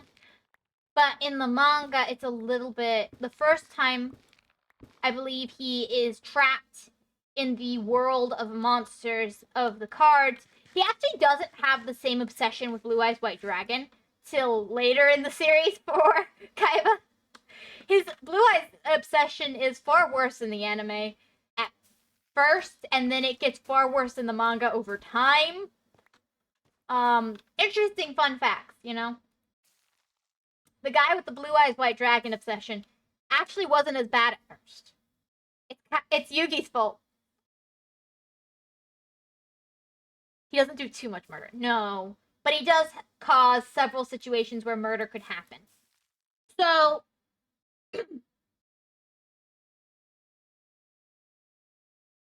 another one would be, I don't know if we actually ever find out if the guy died or not. So, there's someone who's selling shoes and then he's paying a gang to go rob the person who bought the shoes and get the shoes back. And Jonoichi's in the manga a big shoe guy. He cares a lot about shoes. So he saves up and he goes and he buys these shoes that are really nice shoes. And they're really expensive, but he saved up. He's worked super hard to get the money together, even though his dad's an alcoholic and he's supporting their whole family off of, like, delivering papers or something. It's really bad. Jonoichi is a horrible situation in the manga. And he's always losing money, no matter how much money he can get. It's always just disappears way too fast. He can't really save up because he's just trying to survive. And he's worked really hard to save up just this little bit for these shoes, and they're so nice. And he gets mugged, and he loses the shoes, and Yami Yugi figures out what happened and goes after the guy. And so the guy has a scorpion. And so Yugi puts the scorpion in the shoes, and coins in the heel of the shoe, and then in the back of the shoe, you have the scorpion. And you put in your hand, and you grab the money from the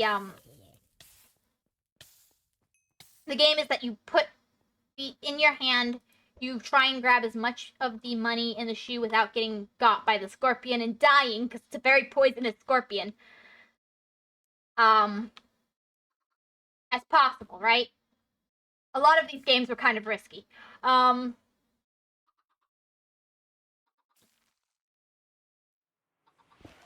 you for the hydrate. Oh, he's going to get a cup of water. I guess I'll wait for him to come back.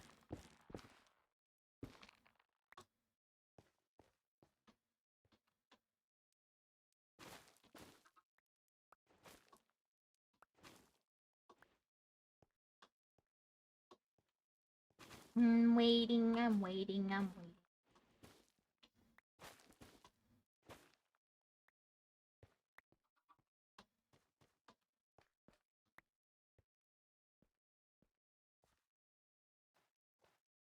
I'm waiting for Lost. I probably need a drink too.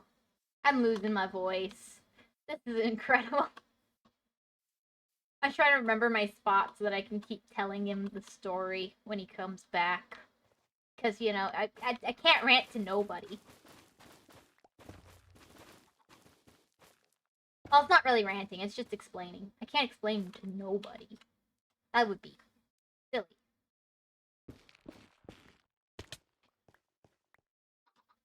Boop, boop, boop, boop, boop, boop.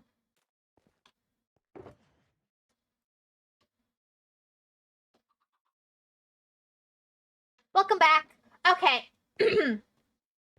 So the guy tries to cheat the game, as often results in bad results in these, Cheating does not prosper in the world of Yu-Gi-Oh! Oh my goodness, cheating is a very bad idea when you're in a shadow game. Do not cheat during a shadow game. That is what you learn from the Yu-Gi-Oh! Manga, the first one. Like, that is the lesson. Oh my goodness, I almost killed the thing. That would have been sad. Learn it like your life depends on it, because it might just depend on it. So, what happens is the guy tries to stab the shoe and the scorpion because he's like, because of the way shadow games work, even if you wouldn't normally have given into your temptation to cheat, it brings out the basest emotion in you.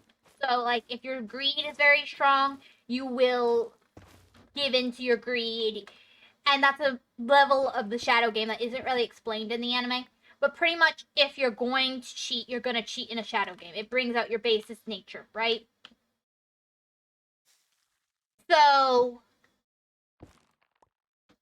terrible word for me. Give me more bits of psychological warfare. Yeah. So the guy stabs the shoe and to try and kill the scorpion and get the money, right? But he doesn't stab the scorpion. The scorpion gets him. Now, whether the guy lived or died isn't clear, but it was supposed to be an incredibly deadly scorpion, so the guy's survival chances are low. It's a very deadly scorpion, supposedly. He better have been wrong about that, or he is dead. He never shows up again, though, so we don't know. Why is there so many stabbings? Are they British? No, they just have knives. It's a bad area. They also have guns. Though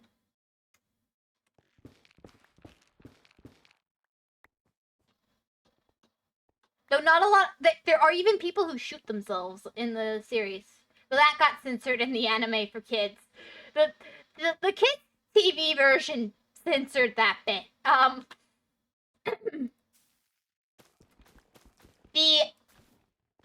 guy did not survive in the manga, and neither did Pegasus actually. That also got censored.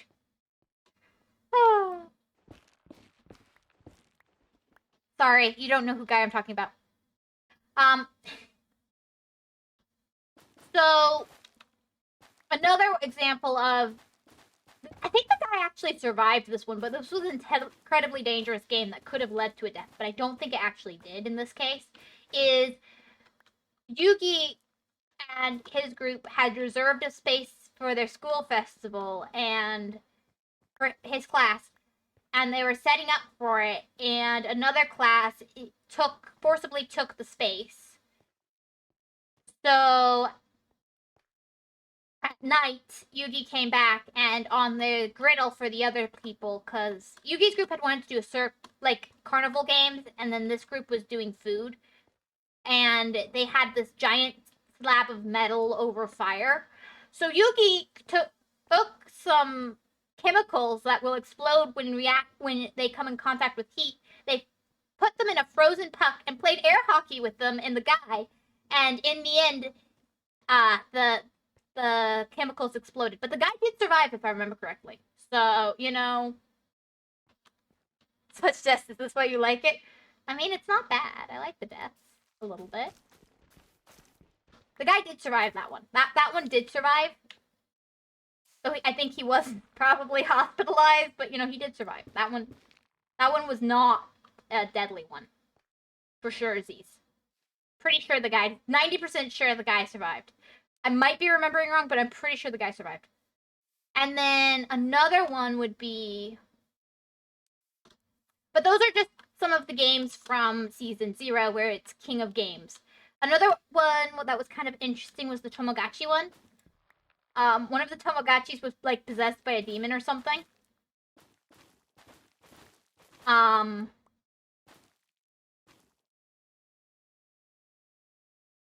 that was something. It kind of only existed in the Tomogachi world. It wasn't really taking place in the real world. It was a really fun one, actually. The Tomogachi died. All the Tomogachis died. It was really sad. So when are you going to set up a PowerPoint presentation for this? I'm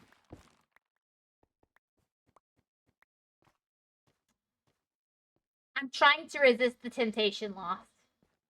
If I go too far, people might... I can't go any further than this loss. You gotta understand. Trying to maintain some level of not obsession. I'm failing, but, you know, I'm trying.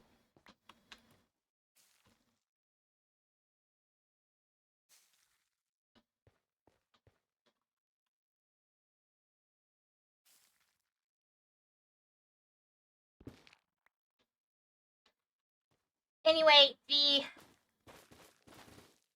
that's just some of the ones from Season 0 slash the first manga. And with Kaiba in the very beginning, he just wanted to collect rare cards. He was just kind of, it was very rude, just kind of a brat. Nothing really deep there. He's just a villain of the week. Monster of the week, villain of the week type character. Not important at all to the main overarching story. The main overarching story actually, a character that shows up later in the anime is actually far more important to it. I think he shows up after Kaiba, but he has more importance than Kaiba at this point. Kaiba is not relevant at all at this point. At all.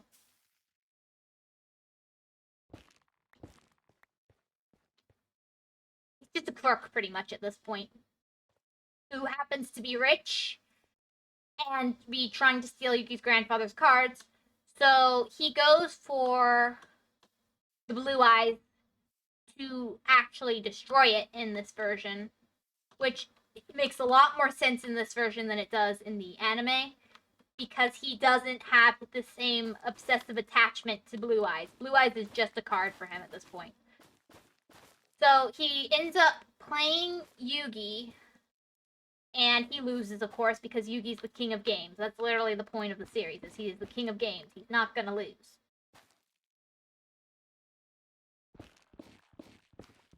Ish. I mean, it's a little bit more complicated than that, but, like,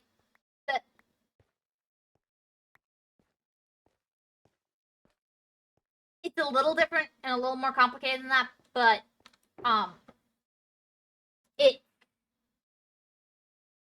that's a very basic explanation that works.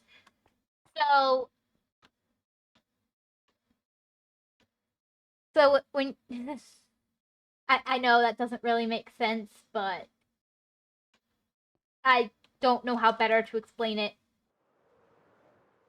right this second. I need a moment to think. Yugi can lose games, and he does lose games in the series, but he's not going to lose against the monster of the week kind of thing. At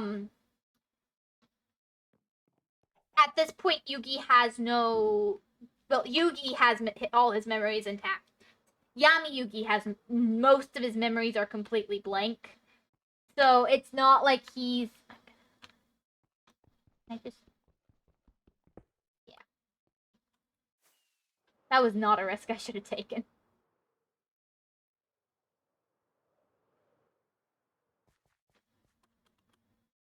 So he's just kind of operating on instinct at this point because he doesn't have really his memory. He has daytime Yugi's memories, but he's not really. There's not a lot going on there. His memory's mostly been wiped.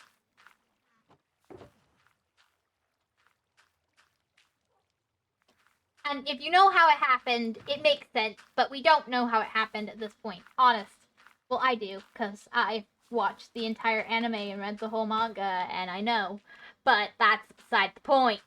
So, you go through, and you have... I'd say this is kind of the second biggest arc of the...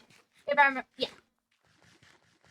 This is kind of the second biggest arc of the manga for the first manga. Is you meet, I think his name is Shadi, and he is from Egypt, and he's trying to recover some sort of object that archaeologists have taken. I don't remember what it was. It was either the puzzle or it was a different object. I don't remember exactly what it was, but he's trying to recover an artifact that his family is guarding. And you meet him much later in the anime. And his role is a lot less. Just like you operating on instinct. Yeah. Not a wrong statement there.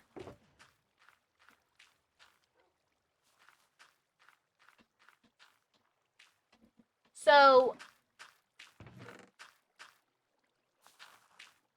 he is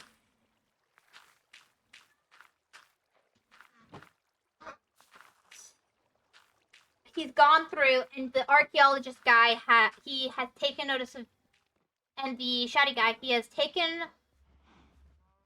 notice of Yugi, and he's trying to figure out what's going on with him. So he breaks into his soul using his Millennium item, because this makes sense in this series. It really does. And he notices that his soul is split in two. So you have the light Yugi, normal, it's very childlike, very innocent. And then you have the dark Yugi, where it's literally like catacombs. The Egyptian versions of catacombs. This is a labyrinth, an elaborate labyrinth full of traps. And Yami Yugi's just in there, like, meh? I don't know.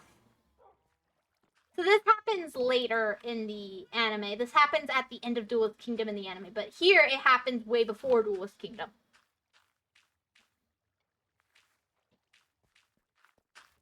I don't know how else I'm supposed to respond. Am I meeting your quality standards for comments? Yes, you're more than meeting them. You're good.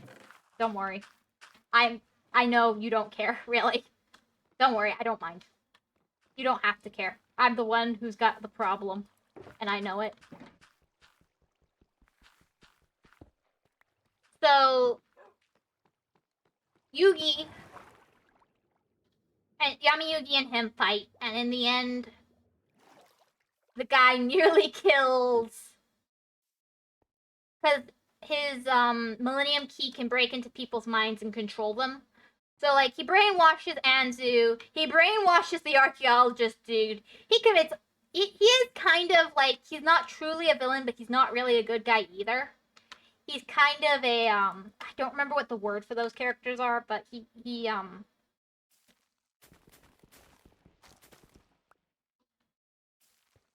is a guardian of the Millennium items, and he doesn't care about anything else. Morals are not, ends justify the means, morals are not on the table here.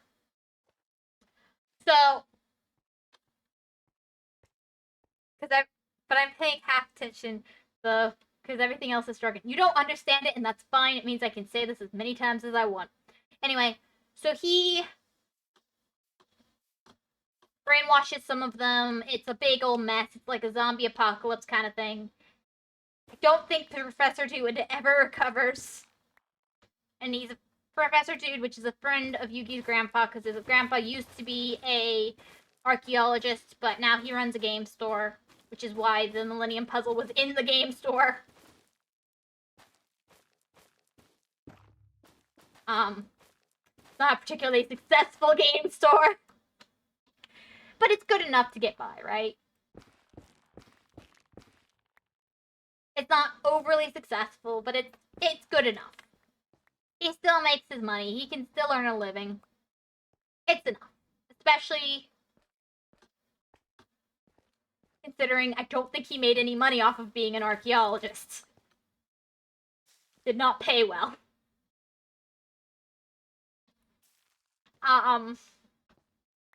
So he does have several artifacts that are just around his house. Ancient artifacts. Just hanging out in his house. Which is funny. So you have that, and Kaiba, I think Death Tea is the second arc, major arc, where Kaiba's back for revenge. He's escaped the illusion. He's back. He's kind of learned his lesson, not really. Not really at all. I think he's killed his dad. Well, his adopted father. Who, in all honesty, deserved... No, he cornered his adopted father in order to take the company. Because his dad's the owner of a his adopted father is the owner of a conglomerate. And he adopted Seto and Mokuba as his heirs. So you have Kaiba has taken over the company. His father his adopted father committed suicide when he forcibly took over the company via scheming. This guy was a really evil guy. And actually, overall, Seto's motivation for the theme park is good. He wants to create create games. It's a weapons company, but he's switching it to a games company. Great. He hires a serial killer to work in the theme park to kill Jonomichi, Honda, and Yugi. But aside from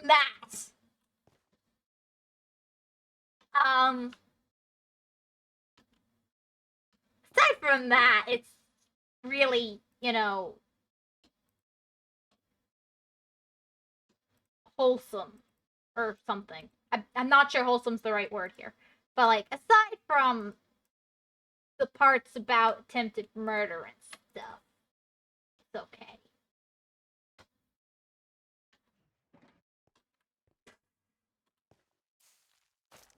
So he hires a serial killer to be one of the games. He has the first game is there's a light that's supposed to light up on your jacket. It's like laser guns, and he rigs the Yugi's team's jackets so that they electrocute you just enough you won't die. Or actually, no. So electrocute you enough you will die, maybe.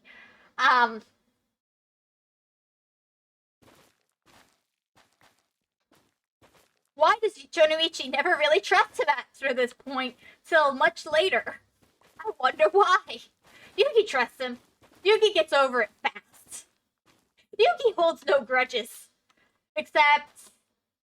Actually, Yugi holds no grudges is the wrong thing to say. Except against one person. Like, the main villain is, like, really the only person Yami, Yugi, and Yugi hold a grudge against. Otherwise, they're very forgiving. I think the lack of sleep affected her. I mean, not really. This is kind of how I always am when I talk about Yu-Gi-Oh!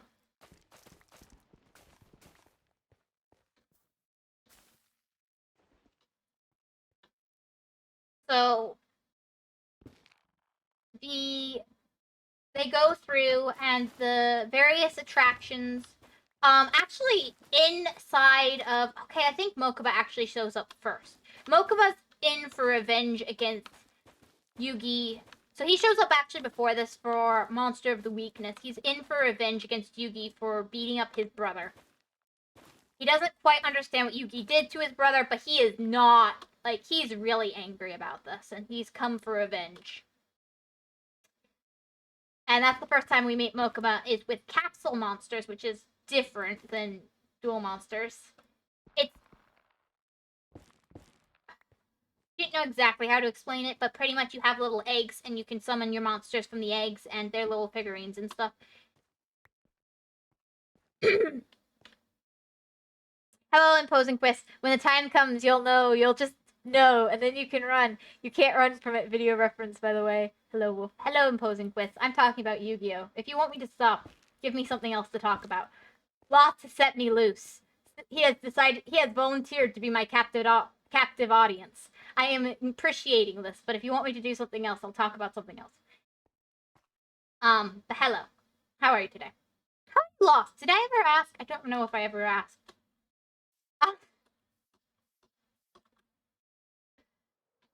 I suffer from Stockholm Syndrome. That you do. That you do. But Stockholm Syndrome's not so bad. For me. The one who's, caused it.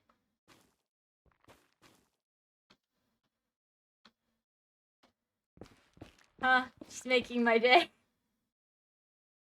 That's great. I'm glad to hear it. I'm gathering materials while I talk. So,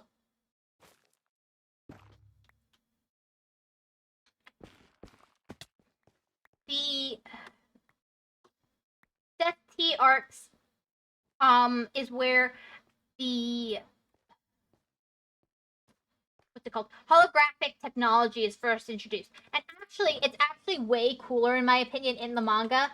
I mean, as much as the anime ones are like fine, I guess. I much prefer the manga holographic chambers because they're so much cooler in my opinion. But yeah, you did hear about my did not proper sleep, remember? Oh yeah, that was what it was.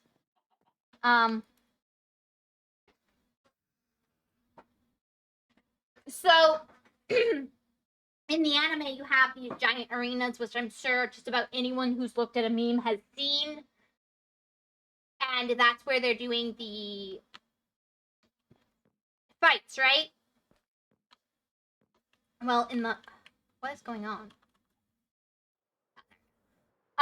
In the manga you have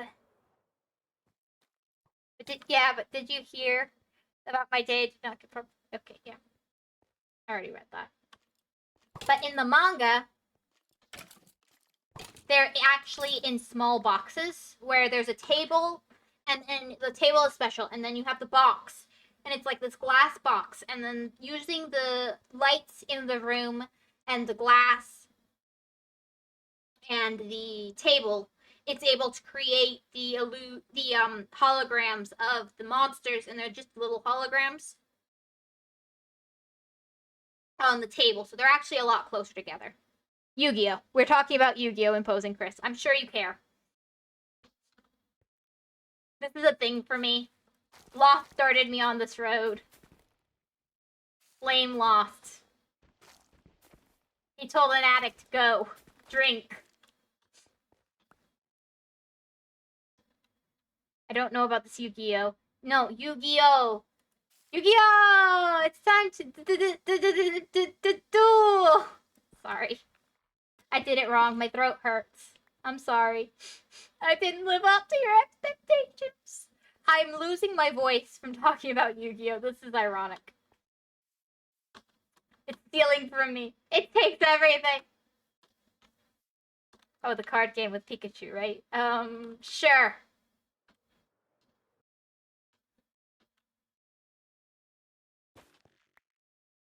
Sure. Anyway, talking about the anime actually and manga and their differences and stuff. I'm not really into the card game sections. I've chosen not to get into any card game TCG because I feel like I would end up having a problem if I did, and I have chosen not to have that problem. I have made the conscious decision that I do not want that problem. I will have a problem. I do not want that problem, and I have chosen not to get involved in it. Knew it. I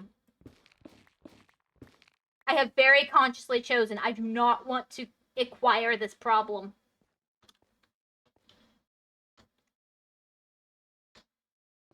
You should get into it. No! No. Manga is too expensive already. I'm not getting into those cards.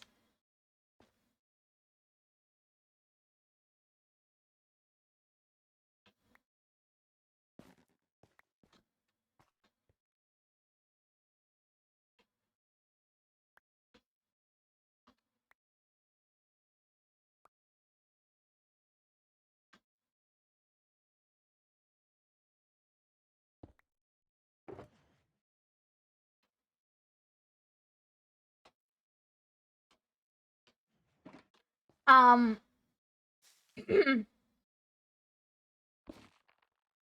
mean, I encourage their addictions. Anyways, I always encourage my favorite people to drink more. I mean, I encourage their addictions. Yeah, that's good. So, anyway, I think I was talking about Death Tea. Yeah. So, pretty much, because this is the second time dealing with Kaiba, and he's just threatened their lives again.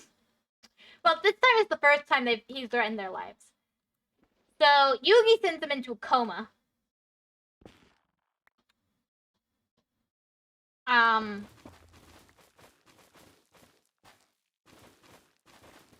which Kaiba is now out for it's like 6 months actually in world. So there's the next we don't see Kaiba again till Duelist Kingdom till Duel Monster starts. So till Yu-Gi-Oh! Duelist starts. So we're just on Yu-Gi-Oh! Right now. And then next is the next big arc, you have a couple more small arcs, and then the next big arc is the first time we meet Bakura. Who's Kaibai? Don't worry about it. He's just a guy who's tried to commit murder and failed. He's a failed criminal. Don't worry about it, Imposing Chris. You don't need to care about some weirdo who's obsessed with dragons. So, Bakura comes to school, and he's transferred schools because his family moved again because he's sick. He's always sickly and weak. And he has a thing for tabletop role-playing games where he'll create the little figurines, the little clay / lead figurines. In the translation, they're called lead figurines, but I think they're actually clay. In the official translation, I think they're actually clay figurines in reality, but they're called lead figurines. So Bakura also has a Millennium item because, why wouldn't he? And in his Millennium item is Seal the Great Evil. Demon. So Bakura's possessed, by the way.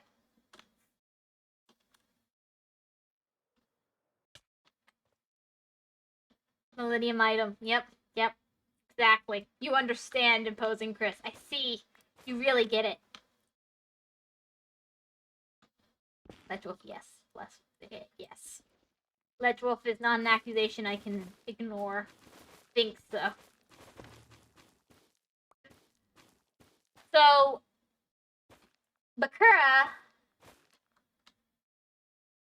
is, unbeknownst to him, the evil demon is possessing Bakura's body and stealing people's soul in the lead figurines.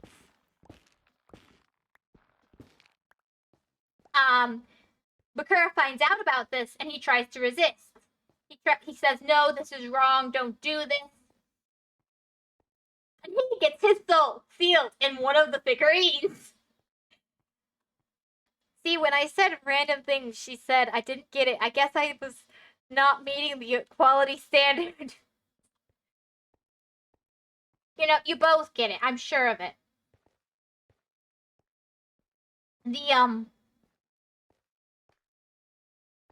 So Bakura gets sealed in one of the little figurines.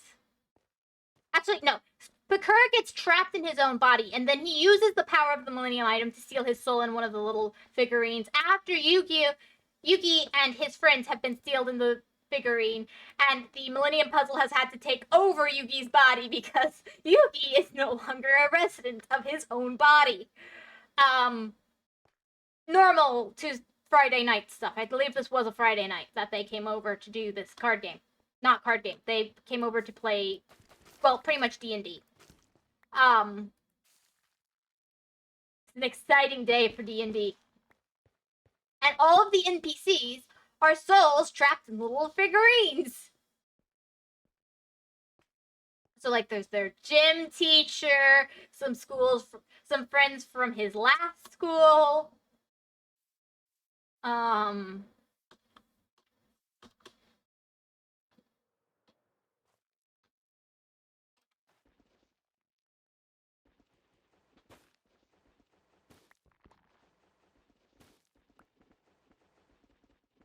They're in Yu-Gi-Oh school. Yeah, my very sleepy brain gets it.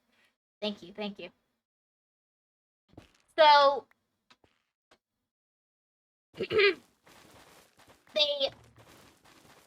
Zork, the cursed thing inside of the Millennium Ring, loses the game, and because it's Shadow Game, he is expelled from Bakura's body, and everyone gets their bodies back, and everyone gets to save the day. And that is the end of the Yu-Gi-Oh manga. That is where it ends. They have defeated Zork. It's all good. They were all good. Saved the day. They're heroes, and nobody knows it. And they'll never admit it because honestly, they committed just as many crimes as the bad guy against the people in the game. but you know it. Yes, you, the viewer, know.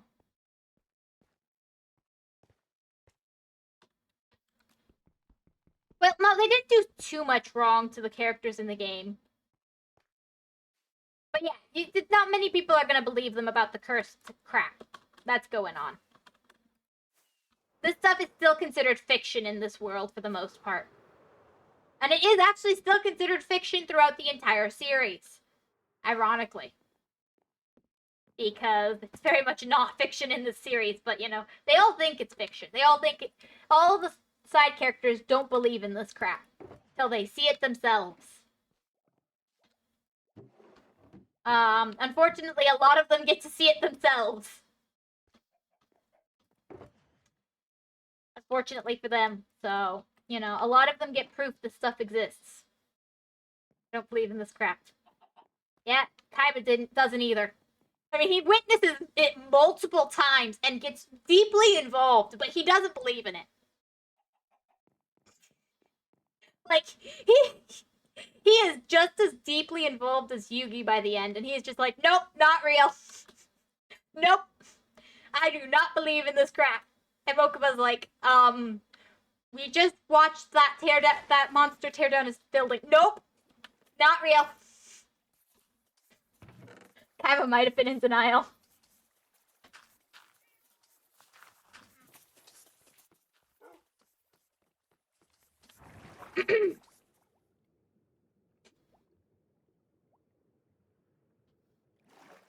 So you go through, and the next arc is Duelist Kingdom, and it starts, and of course you have Pegasus, who is very famous for good reasons. He is an amazing character, great villain. He's also very dead in the manga by the end because Bakura kills him. So, a couple interesting parts of this arc is actually one of the arcs really gets extended in the. Also, the Bakura arc where he plays D&D with them gets removed for playing more Duel Monsters, which is very sad because I kind of liked the difference of each character had a different game they liked until you got to the Duel Monsters stuff. And even then, they would really switch up the game for each. With the Duel Monsters thing, they would always switch it up. But for, like, main characters in the very first series, each villain had their own game, right? So it was tabletop games for Bakura. You had capsule monsters for Mokuba, which is kind of the case throughout the whole thing. Kaiba was the Duel Monsters. Well, the game that became Duel Monsters. I think by the second time we meet him, it has changed to Duel Monsters, but it might still be magic and traps. Or something like that. It's like traps and monsters or something. Might have been traps and monsters and no magic, but it was pretty much Elder Scrolls. I think it was Elder Scrolls. The card game was what it was. I might be wrong. I will have to check my manga, and I can tell you the truth.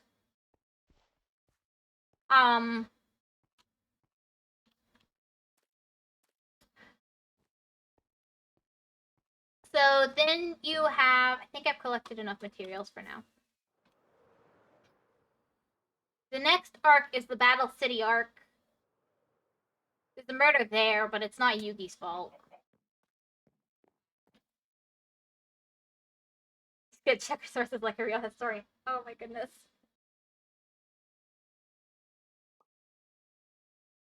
Yeah. I can literally go grab the volume from my bedroom and check right now. I'm not going to. I'm going to hold back. Because I'm kind of embarrassed that I am that obsessed. I only actually have the omnibuses for the first 3, and I only have the first omnibus and the third omnibus. I do not have any of the other mangas for this. Sadly. I do want to own the entire Yu-Gi-Oh series from the original to the end of Millennium, but I only own currently Now you seem more embarrassed at me for listening to you for an hour and 30-ish minutes about Yu-Gi-Oh! I mean, I can go on. I still have more to talk about, and this is just the main series. This is just the beginning. Lost. This is just the beginning. I haven't. Okay, here's the sad thing: is I haven't actually gone and watched the to the end of its Exel. I haven't watched Arc V, and I haven't watched any of the newer ones. Anything past 5Ds, I have not watched yet, and I haven't finished 5Ds. I couldn't get past season 2. I want to. I do want to watch the entire series, but I do feel like anything past season 1 is just not as good for 5Ds. I like season 1. Season 2 just wasn't my thing so much, at least the beginning of it. Getting to the latter half of season 2 was really a struggle for me. I don't think I ever got past the second round of the tournament for season 2.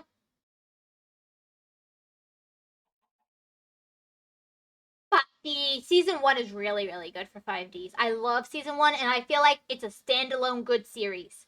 Anything past season 1 feels kind of like they've taken their characters and they've said, I don't love you anymore. I'm going to write over you. I'm going to make you worse. And it makes me sad. And I struggle to watch the rest of Yu-Gi-Oh! 5Ds because it makes me sad because I'm like, you had a good thing. You could have left it alone. And you didn't.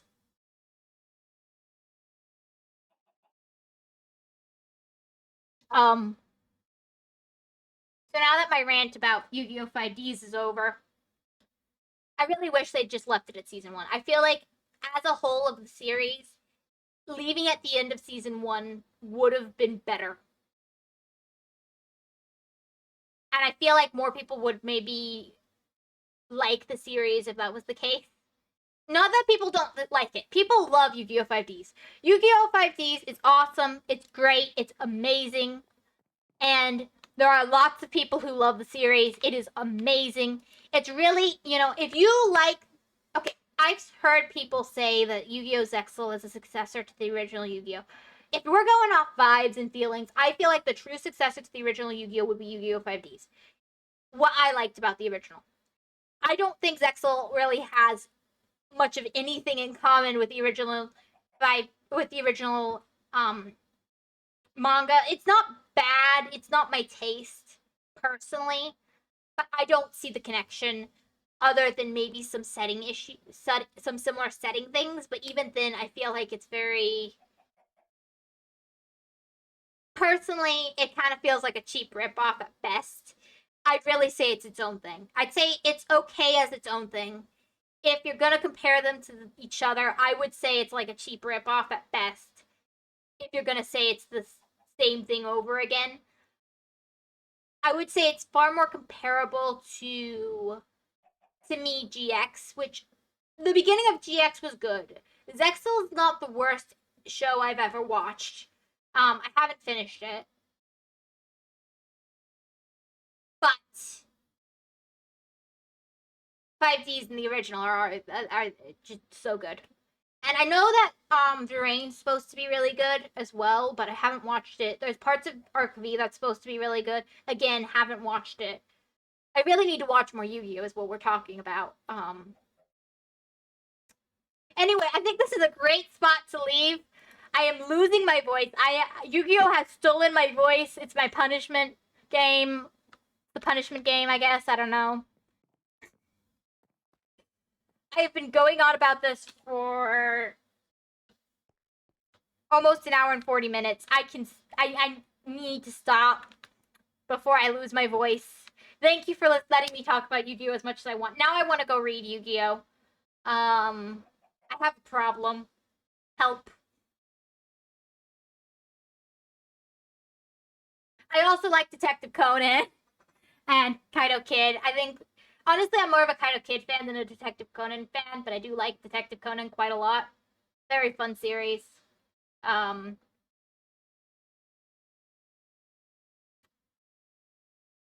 so yeah, Digimon. We're talking about series I really like. Digimon is right there with Yu-Gi-Oh. I really wish I could rewatch that one. It's okay, you'll get help for your addiction one day. Yeah. One day. But you're not helping, Lost. You just feed my addiction, and I appreciate it. No one else does. No, actually, my mom helps me, and I also really like I have a bit of a thing with the Pokemon manga. Nothing else with the Pokemon franchise, really, but the Pokemon manga, I really do love the Adventures manga. And I am very sad with the Adventures manga because I have up till halfway through Black to White 2, and I do not have the rest of the volumes or the series after that, and I'm very sad. Remember your Adventurers talk. There's a Pokemon mango. Yes, there is. There is a Pokemon mango. It's amazing. I remember. And yeah, I'm sad because I don't have the rest of the Pokemon mangoes. I'm missing. I think it only goes through Sword and Shield. I think it ends there. I don't think it's Scarlet. It goes to Scarlet and Violet. I think it ends at Pokemon Sword and Shield. I think it actually reaches a legitimate end there.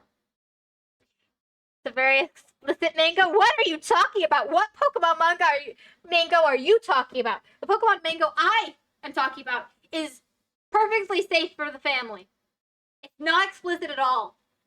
I don't know what you're talking about, Lost. You found the wrong mangoes. These are weird mangoes you found. Anyway, thank you guys so much for stopping by and hanging out with me. I really appreciate it.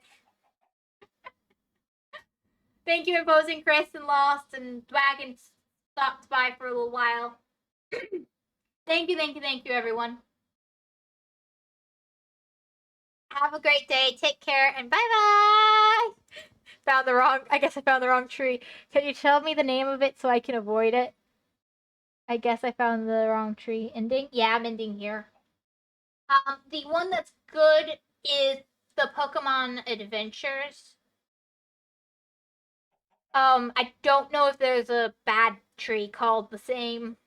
Bye, and thank you. I can't wait to be locked up again. What? Bye bye. Have a great day. Take care.